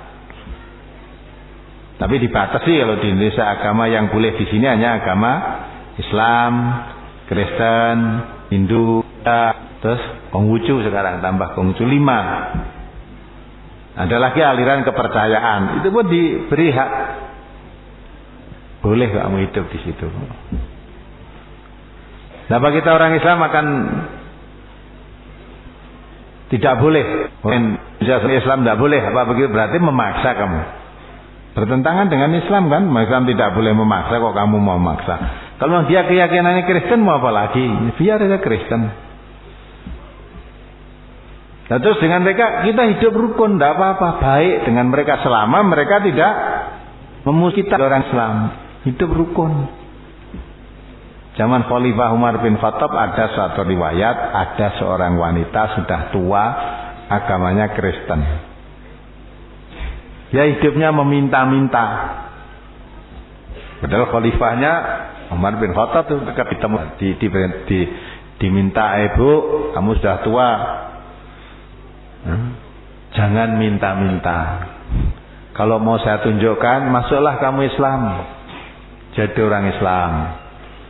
Dan hidupmu jangan meminta-minta tanggungan negara. Nangis ya. Dia suruh masuk Islam tuh nangis, takut karena yang nyuruh Amirul Mukminin. Takut dia menangis. Terus ditanya, kenapa kamu menangis? Wanita tadi menjawab, ya Amirul Mukminin, saya sudah yakin dengan saya sudah lama meluk agama Kristen dan saya meyakini agama itu yang benar. Nah, gitu kan. Apa akhirnya? Oh ya sudah, teruskan agamamu. Dan jangan kamu meminta-minta, hidupmu kamu saya yang nyukupi. Walaupun agama Kristen, ya, dicukupi oleh sifat itu ya. Tidak dipaksa harus jadi orang Islam. Tidak. Ini model kita kan tidak. Setua kon dadi Islam ra gelem kayak dadi kere njaluk-njaluk wis oke wis bentang mati. Kan gitu kan? Anda apa gitu? Apa? Beragama itu urusan manusia dengan Allah. Apakah yang benar kamu apa yang benar saya? Kalau dia beragama Kristen, yakin yang benar itu Kristen. Kalau orang Islam yang yakin yang benar itu Islam. Nah kalau terjadi begitu, ya kan dinukum waliyadin. Jangan dipaksa orang Kristen kok ngakoni bener Islam, jangan dipaksa. Ya tidak mau dia. Tidak mau. Enggak. Maka itu bagimu agamamu, kamu laksanakan menurut keyakinanmu. Saya akan melaksanakan agama yang kuyakini. Antara kamu dan aku terima campur. Ya. Tidak usah saling olok-olokan satu dengan yang lain. Masing-masing sendiri-sendiri. Sesuai dengan yang diyakini. Maka Pancasila itu sebenarnya memberikan kebebasan orang memilih agama apapun silahkan. Memang menegis segerinya Pancasila. Dasar negara kita bukan dasar negara Islam. Mungkin timbul pertanyaan, lah kenapa mayoritas bangsa Indonesia kan Islam, lah kok dasarnya bukan Islam? Aja nyalahke, lah kene ngopo kowe? Mayoritas Islam kok dasarmu kok Islam? Nah. Wong Islam sendiri, ya. Nek dijak cara Islami, wong Islam dhewe imo. Iya ndak? Kita lihat saja ketika sidang DPR MPR membuat undang-undang itu akan memasukkan kata jam Jakarta sing nolak sapa? Wong Islam. Di situ padahal ditekan berkewajiban menjalankan syariat Islam bagi pemeluk-pemeluk. Lah kok moh iki ya coba? Harusnya bagi orang Islam ya sami'na wa ata'na, wa memang saya sebagai orang Islam saya undang di itu saya wajib menjalankan syariat Islam. Wajib saya. Nah maksudnya kalau dimasukkan dalam undang-undang negara berarti kewajiban menjalankan syariat Islam itu ditetapkan oleh negara. Bagi orang yang mengaku Islam kena sanksi dari negara. Nah kudune kan ngono malah. Kepinginnya dadi wong Islam ya bebas ngene iki, zakat ya entuk, ora zakat ya entuk, salat ya nek gelem, ora salat ya wis gitu. Tapi kalau itu berkewajiban menjalankan syariat Islam bagi pemeluknya, ditanya kamu agama apa? Islam. Tidak zakat kena sanksi kan dari negara. Tidak salat kena sanksi. Mendem kena sanksi kan itu kan? Itu larangan-larangan Islam kok. Nah, orang Islam sendiri tidak mau gitu. Wis penak ngene iki wae gitu. Mula aja nyalahke wong di luar Islam. Yang menolak itu orang Islam sendiri. Mengapa orang Islam sendiri? Karena kebanyakan tidak paham tentang Islam. Mula Nabi pernah mengatakan akan datang suatu zaman Islam itu tinggal namanya saja. Ngakune Islam ning ora mudeng Islam. Mudeng wae ora apa meneh amalane, ya kan? Islam tinggal namanya. Jadi tidak mau, tidak paham tentang Islam itu. Apalagi tanggal 1 Januari. Jika orang yang semasa hidup sholatnya hanya pada waktu Jumat, waktu Ramadan, yakni sholat Isya dan Taraweh, waktu sholat Idul Fitri dan Idul Adha, sedangkan sholat 5 waktunya sering tidak dijalankan, apakah nanti jika mati wajib disolatkan? Ya, sholatkan itu.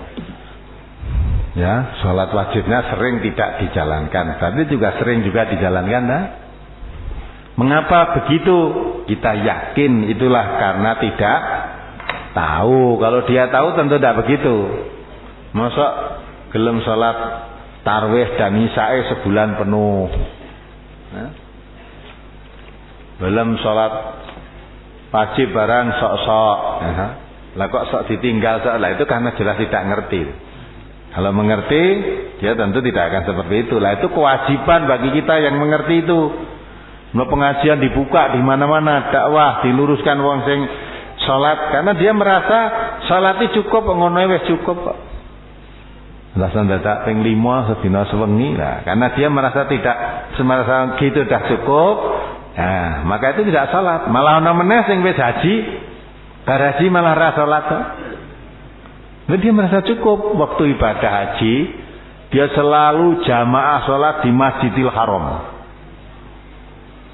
dan di Masjid Nabawi. Dalam hadis diterangkan, siapa yang salat di Masjidil Haram, ya, pahalanya lipat sekian ribu kali daripada salat di masjid-masjid yang lain. Juga di Masjid Nabawi. Nah, dia merasa di sana dah salatnya nang Masjidil Haram, terus ngitung dhewe. Banjar aku pirang ewu wae. Nah, mula nek mulih terus ora salat, wah ijek tak hitung-hitung ijek. Salatku ning kono ijek nutup ngono lho.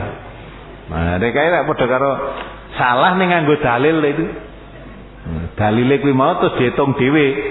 Nah, itu menunjukkan karena tidak tahu. Maka kewajiban kita memberitahu. Nah, dene wong haji ki mulih salate kudune luwih apik, dadi mabrur kok malah ra salat. Berarti hajimu mabrur, mardut ora mabrur ya. Jadi mardut tertolak kan jadinya. Jadi kalau orang semacam itu kita husnudzon mungkin karena tidak tahu. Mula nek mati disolatke.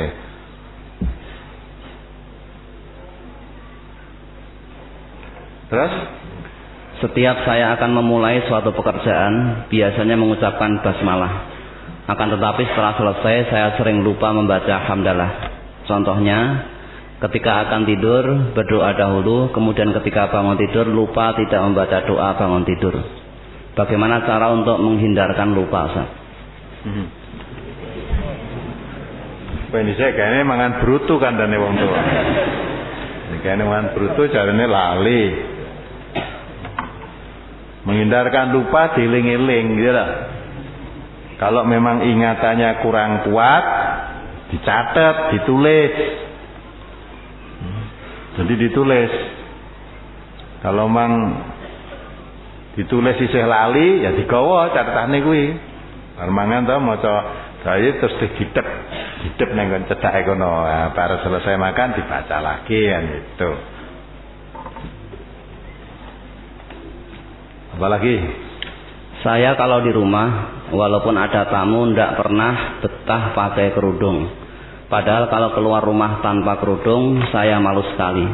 Apakah yang demikian itu saya ngeyel atau karena kurang pendidikan? Berhubung saya hanya sekolah hingga kelas 3 SD. Padahal sebenarnya saya juga ingin berbuat baik seperti yang lain, Ustaz. Itu jenenge wong ngeyel. Wong ngeyel. Sekolah itu tidak bisa jadi ukuran. Sekolah di kelas 3 SD wis apik, kelas 3 wis apik. Kan kelas 3 itu kan sudah di atas kelas 2, di atas kelas 1 ya. Wis mudeng. Ibu-ibu yang tidak sekolah aja banyak kok yang mau pakai kudung itu. Jadi Quran itu, agama Islam pada umumnya ya Quran ya hadis, itu diberi kemudahan oleh Allah untuk memahami sekalipun orang tidak sekolah. Iya. Maka Quran itu kitab suci yang cocok untuk segala umur, cocok segala pendidikan, latar belakang pendidikan. Orang mesti nek sekolahnya dhuwur iki mesti imane apik, agamane taat belum tentu. Ya. Belum tentu nek sekolahnya cendek atau ora sekolah ki ora mudeng agama, asal mau ngaji paham.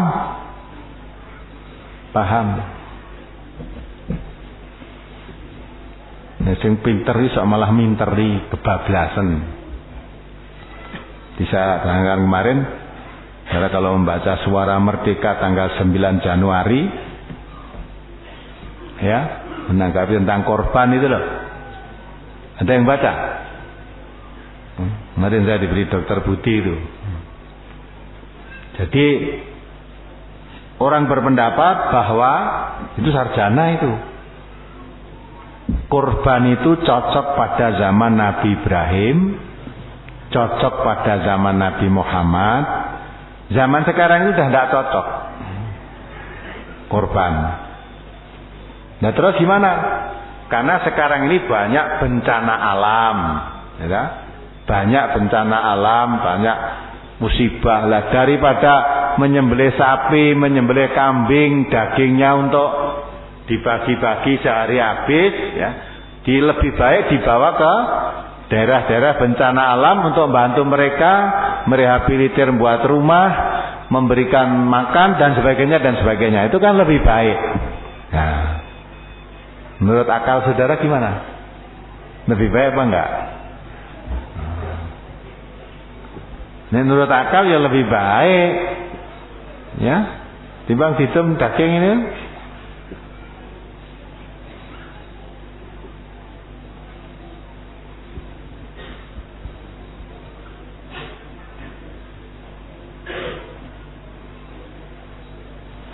Ya, kan lebih baik.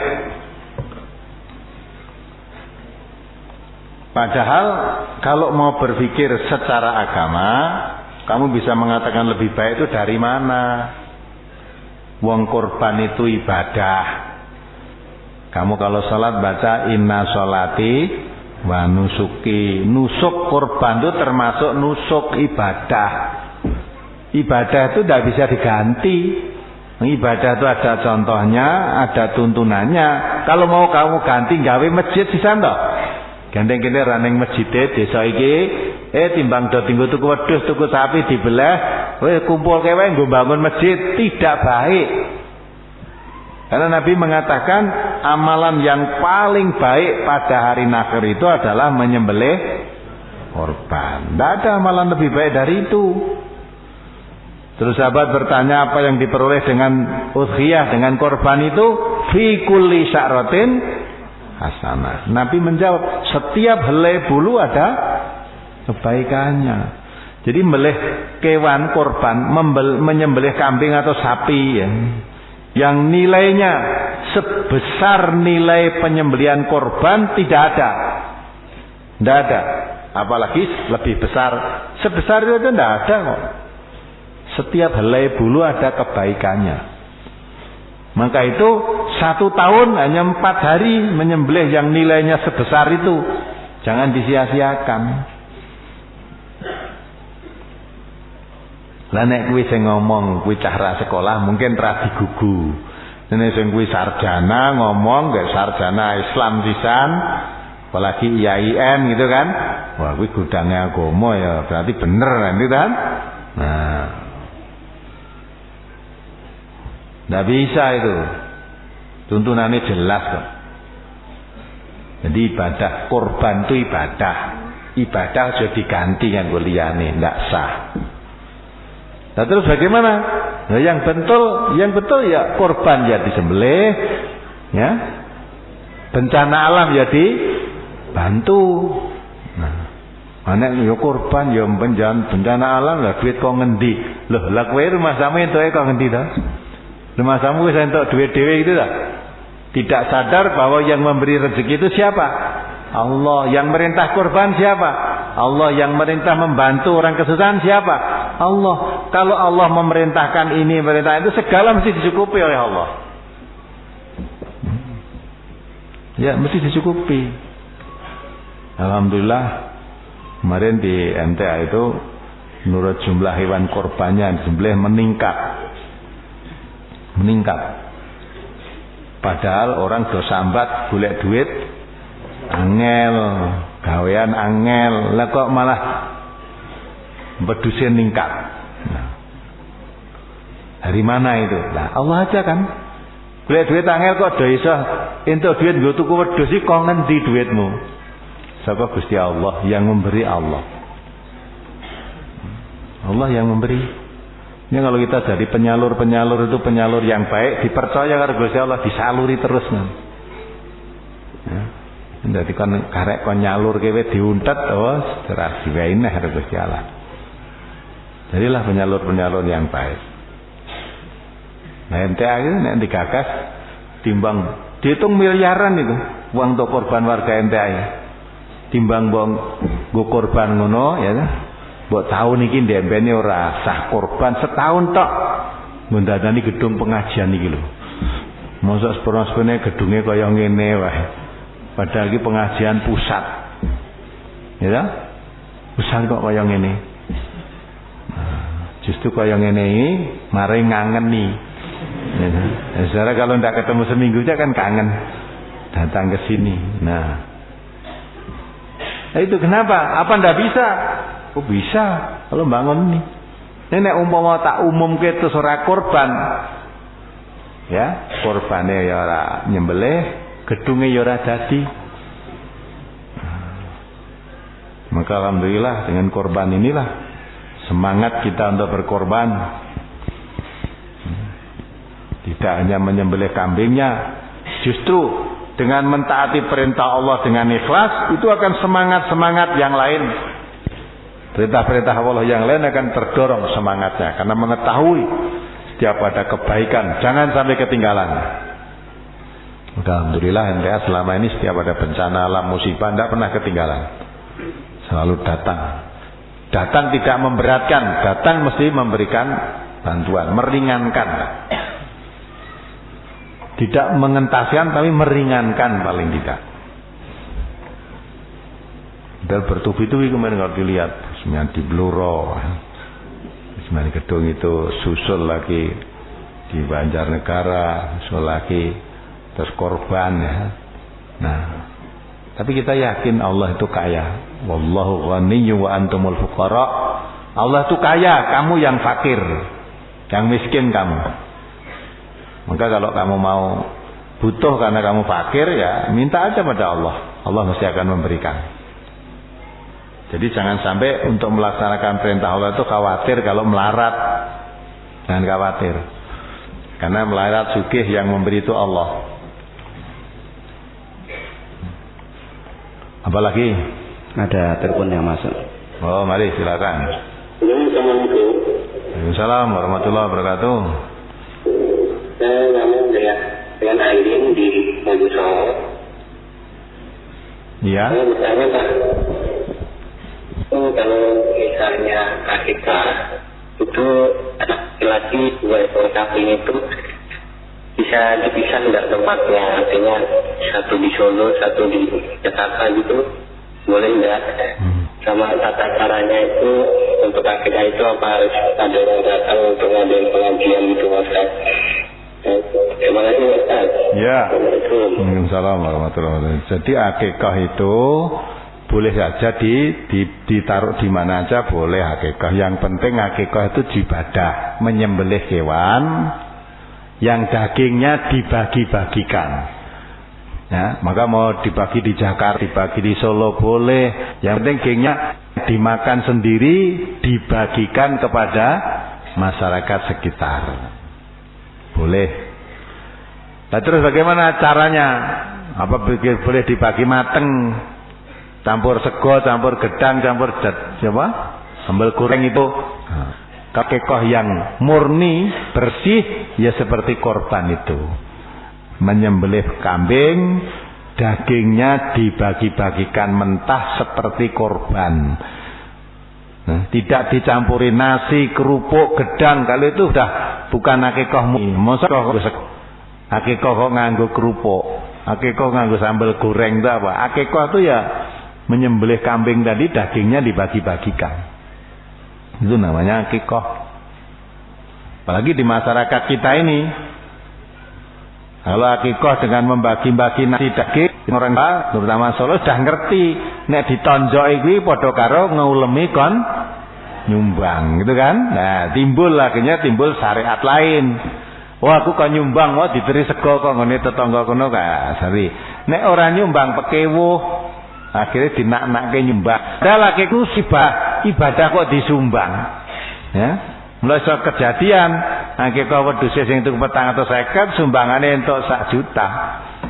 Dadi ibadahe bati gitu. Nah. Maka lebih tepat bagi mentah. Kalau dibagi mentah, walaupun orang itu daging mentah itu nggak ada isyarat ikut nyumbang itu nggak ada. Seperti daging kurban dibagi-bagikan itu lebih selamat lah. Apalagi? Ini dari Tasmisi, dari Kasok Besar.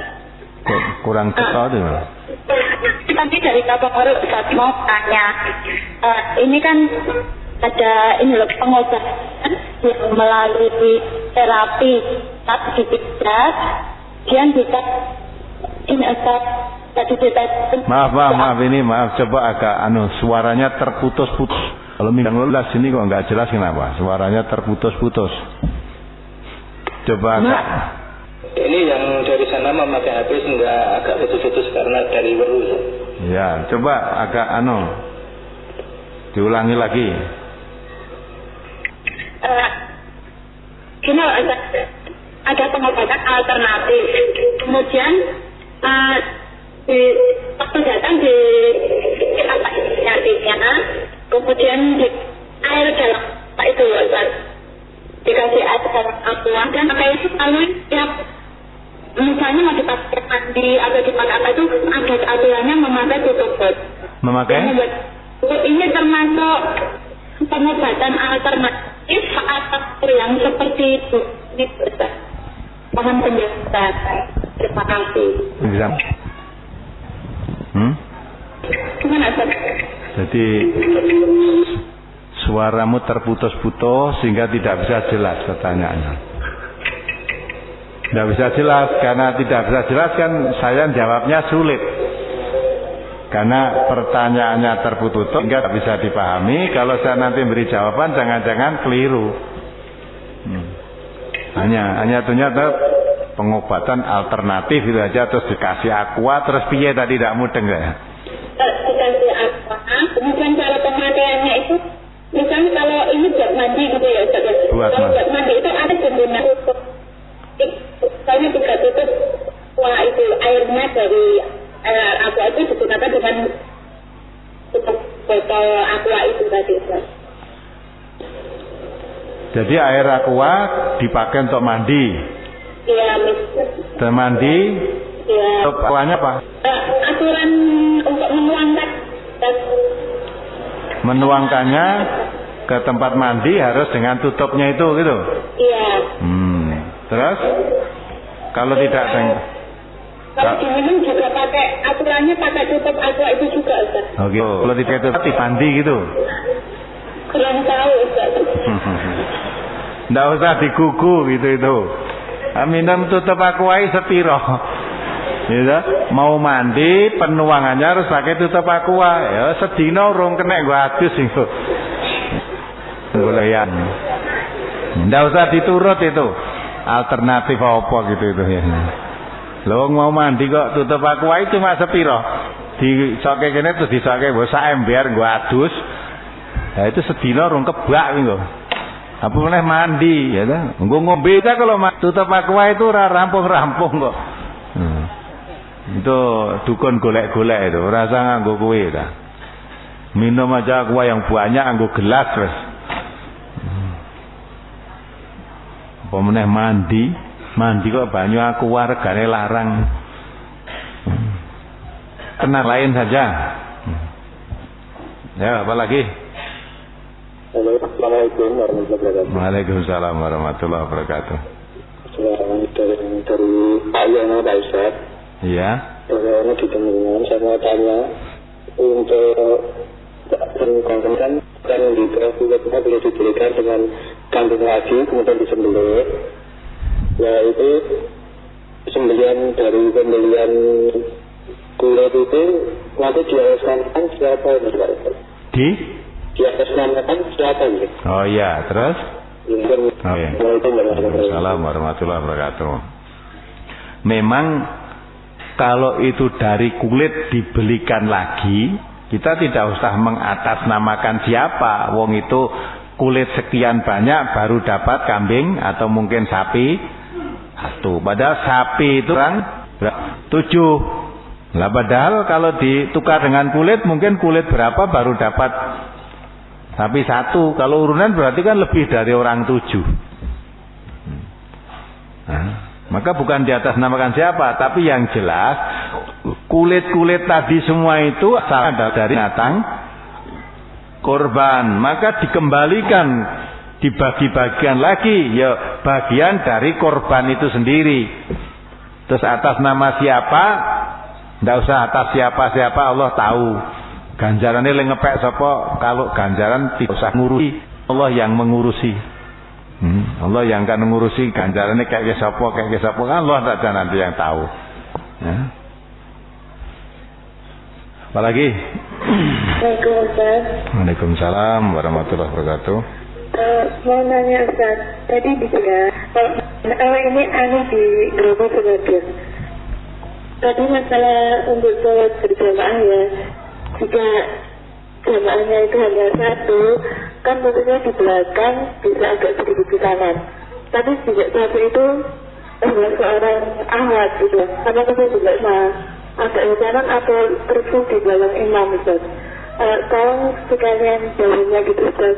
Terima kasih Ustaz. Assalamualaikum. Waalaikumsalam. Tadi sudah dijelaskan di dalam brosur itu bahwa kalau imamnya dan makmumnya satu, menempatkan makmum itu adalah kanan. Dohir hadis di dalam brosur tadi, kanan di situ maksudnya sejajar dengan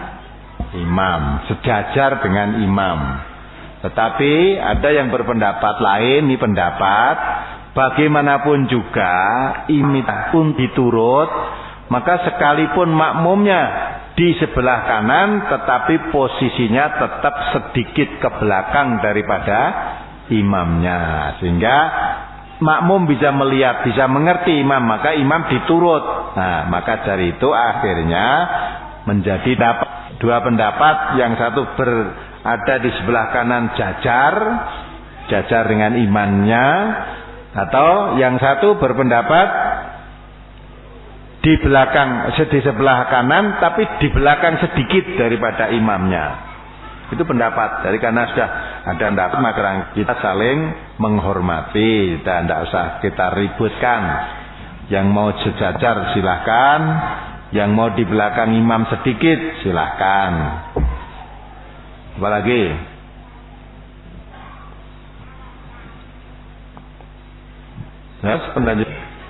Ibu saya sudah tua dan pelupa. Jika saya menunggu ibu di rumah, saya tidak bisa mengaji ke Sabang ataupun ke Solo ini. Sedangkan kalau saya tinggal, ibu sering jatuh dan tidak bisa bangun. Di rumah tidak ada orang yang menolong, sebab saya hanya dua, kerja ke luar negeri semua, yakni di Korea. Saya tidak punya suami. Sehubungan dengan bakti kepada orang tua, apakah saya harus menunggu ibu saja di rumah atau saya tetap berangkat mengaji, Ustaz? Tunggu aja orang tuamu di rumah. Zaman Rasulullah ada seorang yang ikut perang, ya, setelah sampai di tempat markas kali itu ya, tanya oleh Nabi, apakah ada orang tuamu yang mengurus? Laki-laki tadi mengatakan, tidak ada yang orang tua yang lebih berhak mengurus saya, tusanya yang ngurus saya. Akhirnya Rasulullah memerintahkan supaya ini kamu di rumah saja urus orang tuamu, yang lain berangkat. Nah, kamu di rumah mengurus orang tua itu sama dengan kamu berjuang perang di jalan Allah itu. Karena ini juga tugas. Karena kalau kamu berangkat, yang lain masih teratasi. Sedang kalau orang tuamu itu, kalau kamu tidak ada yang bisa ngurus orang tuamu. Nah, ini dalam pembagian tugas, maka bakti kepada orang tua tadi didahulukan, padahal itu perang, mati syahid fisabilillah. Enggak pengajian begini, apalagi kita bisa ngurus orang tua di rumah dengan mendengarkan radio di rumah, sehingga pengajian pelajaran juga dapat, orang tuanya pun juga terurus. Lebih baik kamu di rumah ngurus orang tuamu. Assalamualaikum. Waalaikumsalam warahmatullahi wabarakatuh. Ibu Rahayu dari Karanganyar. Oh iya. Iya, mau tanya apa? Nggih. Kalau wanita sedang tidak sholat, mau ziarah kubur itu berdoa apa? Boleh Pak? Sudah. Berdoa di kubur itu loh Pak. Iya. Orang tua. Iya. Sudah. Boleh. Assalamualaikum. Waalaikumsalam warahmatullahi wabarakatuh. Boleh. Jadi wanita, pria Ya, wanita sedang datang bulan, ijaku kok ndak boleh, kenapa toh? Wanita yang datang bulan itu dilarang hanya sholat, puasa, tawaf, berkumpul dengan suami dalam arti bersetubuh, dan ya itu saja. Puasa, sholat, tawaf, kumpul sama suami dalam arti bersetubuh. Lainnya itu boleh, ziarah kubur, doa boleh, zikir boleh, baca Quran boleh. Kenapa yang tidak boleh kan? Nah, boleh ibu datang ke kubur, ziarah ya boleh aja, doa.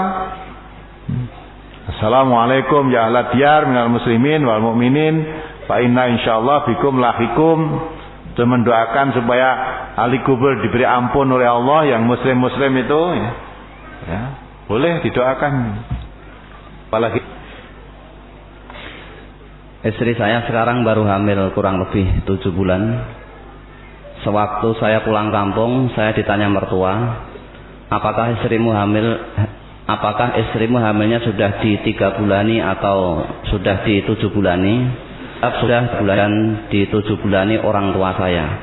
Tetapi saya cuma bohong pada mertua, karena saya tahu bahwa semua itu musyrik. Apakah kebohongan saya itu berdosa, Ustaz? Kemudian apakah KB dalam Islam dilarang? Karena saya pernah dengar dari seorang ustadz yang menyampaikan bahwa larama, dan seorang ustadz itu juga menyampaikan banyak anak banyak rezeki. Ya. Pertanyaannya 2 toh. Jadi bohong itu tidak boleh. Ditekoni wae. Ibunya nanya kamu wis mbok telung saseni apa urung? Mumpun 6 bulan kok, gitulah jawabnya ya ta. Sampun ditelung saseni apa urung? Niki pun 7 bulan, pun kliwat. Gitu. Jadi tidak perlu bohong. Katakan dakwah kepada ibumu, dikandani. Langkau dikandani malah nesu. Lah dikandani dalan bener kok nesu. Nesu biar saja dituruti. Tetapi kebenaran itu kamu sampaikan. Pertanyaan ibumu seperti itu menunjukkan ibumu tidak mengerti bahwa hak orang wanita yang hamil pertama kali tidak di 3 bulani, tidak di 7 bulani, itu akan membawa risiko yang tidak baik menurut ibu yang tidak ngerti. Maka kamu yang mengerti harus meluruskan. Bu, cara Islam niku mboten enten mitoni nelung saseni petang mboten enten niku. Ya ta? Ndak ada gitu itu acara-acara selamatan dalam rangka 7 sasi, 8 sasi itu ndak ada. Selamat itu pada itu tuh ya, berikan saja vitamin-vitamin biar untuk persiapan melahirkan. Istrinya diberi vitamin-vitamin yang baik, badannya biar kuat, melahirkan biar lancar gitu loh. Dinasehati orang tuamu, kapan kalau kamu takut memberikan tahu, ibumu akan mengerti kan? Nggak tahu-tahu nanti. 2, masalah KB. KB dalam Islam itu boleh. Apa itu ngerentok? Ya, KB itu artinya keluarga berencana. Dalam Islam itu semua terencana rapi. Ojo asal-asalan wae. Ya, punya rencana boleh aja. Saya punya rencana. Kalau anak saya umur 5 bulan baru punya adik lagi, rencana boleh saja. Ya. Terus nanti saya punya rencana tiap tahun istri saya melahirkan. Nanti seumur sekian tahun sudah. Nah, rencana boleh saja. Tetapi hasil rencana dari manusia itu yang menentukan siapa? Allah. Rencana kan Allah yang menentukan. Bener, banyak anak itu banyak rezeki itu bener, ya tak? Ya tak? Ya tak? Tapi juga bisa terjadi banyak anak, banyak apa? Nah, banyak masalah. Jelalah anaknya banyak, orang nurut kabeh, sing siji mendem, sing siji kalah main, sing siji tiba sing ngebut, sing siji ngetengi anake wong. Udah, masalah tok itu. Nah, jadi jangan gampang banyak anak banyak rezeki. Orang ngono tok. Ya, wong uripe ora mung rezekine tok, tapi bisa enggak kamu mendidik anak wal tamdur nafsum ma qaddamat liwat.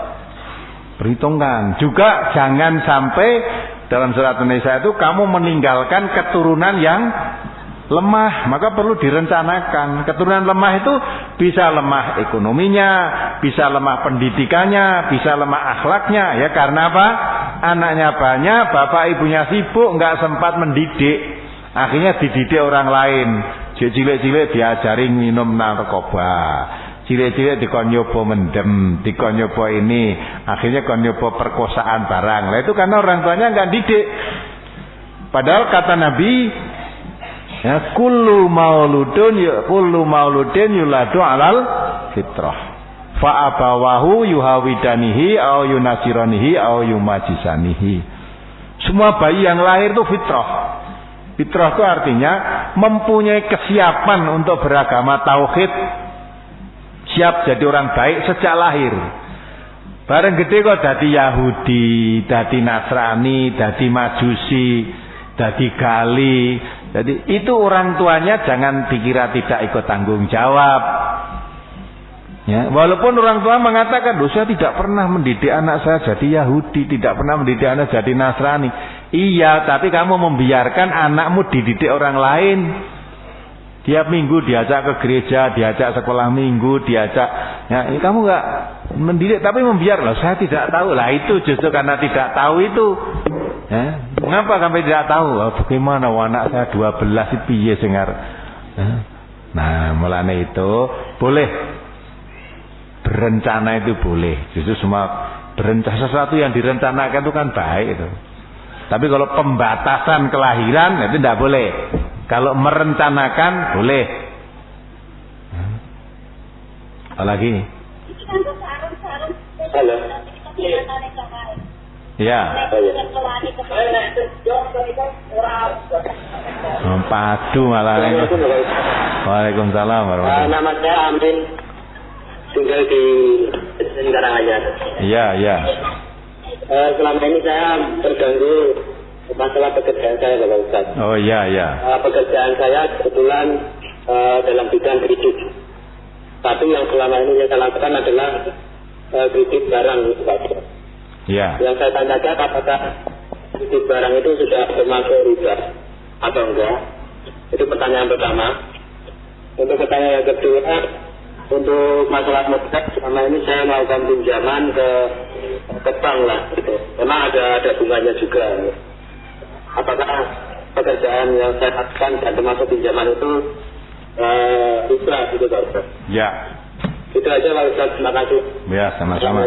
Waalaikumsalam warahmatullahi wabarakatuh. Jadi kredit itu memang ada yang berpendapat riba, ada yang berpendapat tidak. Nah, apalagi sekarang ini. Kenapa bayar riba? Alasannya memberatkan. Padahal kenyataan yang ada, kredit itu tidak memberatkan. Kredit itu malah meringankan. Banyak orang yang tidak bisa membeli rumah, setelah kredit malah bisa. Banyak orang tidak bisa beli sepeda motor, bisanya dengan kredit. Nah, maka kredit itu riba apa tidak? Nah, tinggal dilihat. Kalau memang itu tidak hanya kredit yang mengandung riba itu.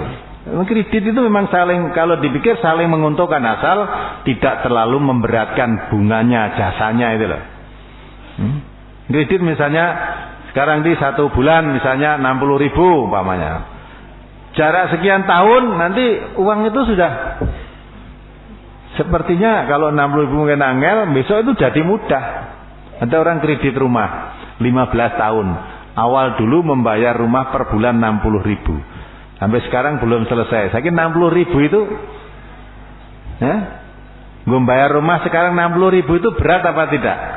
Nah, kalau dulu aja 60.000 kuat, sekarang 60.000 tentu lebih ringan. Jadi kalau kredit itu memang tinggal apa yang dikreditkan. Dan bagaimana kalau memang itu terlalu memberatkan, jangan dimaui. Jadi kredit itu ada yang membolehkan, ada yang tidak. Dan kenyataan yang ada, banyak orang yang bisa membeli sesuatu dengan cara kredit. Kemudian modalnya ambil dari bank, boleh apa tidak? Alhamdulillah, sekarang di negeri kita sudah ada bank syariat. Kalau dulu banknya masih belum bank syariat, sehingga tentu aturannya tidak menurut aturan syariat Islam, andai kata menggunakan itu karena terpaksa. Karena sudah ada bank syariat yang diatur secara Islam, tidak ada lagi kata-kata terpaksa. Maka kalau keluarga MTA yang masih ada hubungan dengan bank, saya anjurkan harus pindah ke bank syariat. Ya, karena itu dijamin bersih dari riba. Kalau bank konvensional, ya, tidak menjamin tentang kehalalannya. Oleh karena itu, karena yang diatur dengan syariat sudah ada, kalau kita sebagai orang Islam ada yang diatur dengan syariat, milih yang tidak dengan syariat. Nah, ini tadi saya katakan, kadang-kala orang Islam sendiri itu yang tidak mau diatur secara Islam. Maka itulah saya anjurkan kalau memang banknya dulu konvensional, sekarang ambil aja dari bank syariat. Alhamdulillah di Solo ini sudah banyak bank syariat. Ya, bank syariat ada BRI syariat, Mandiri syariat, Muamalat. Akhir-akhir ini di Solo dibuka BNI syariat. Yang terakhir kemarin tanggal 12 ini dibuka BTN syariat. BTN syariat di Sahabat Riyadi itu. Nah, itu semua yang diatur syariat. Juga ada Danamon syariat. Itu bank-bank konvensional kenapa membuka cabang syariat? Ya, itu diakui sendiri oleh perbankan bahwa perkembangan syariat itu nantinya akan lebih baik, lebih positif, lebih menjamin daripada yang konven. Mengapa demikian? Karena bank syariat tidak akan mengalami bangkrut kerugian, tidak akan begitu. Nah di situ dan menjamin karena penggunaannya juga diteliti betul. Kalau tidak sesuai dengan syariat juga tidak akan dikucurkan. Maka kalau itu diatur syariat betul, ya tentu kita yakin bahwa syariat itu yang atur Allah kok. Kalau buatan manusia dengan buatan Allah mesti menjamin buatan Allah. Maka saya anjurkan banknya bank syariat saja. Sudah ya? Cukup, Ustaz. Baik, mari kita akhiri. Alhamdulillahirrahmanirrahim. Subhanakallahumma wa bihamdika asyhadu an la ilaha illa anta astaghfiruka wa atubu ilaik. Assalamualaikum warahmatullahi wabarakatuh.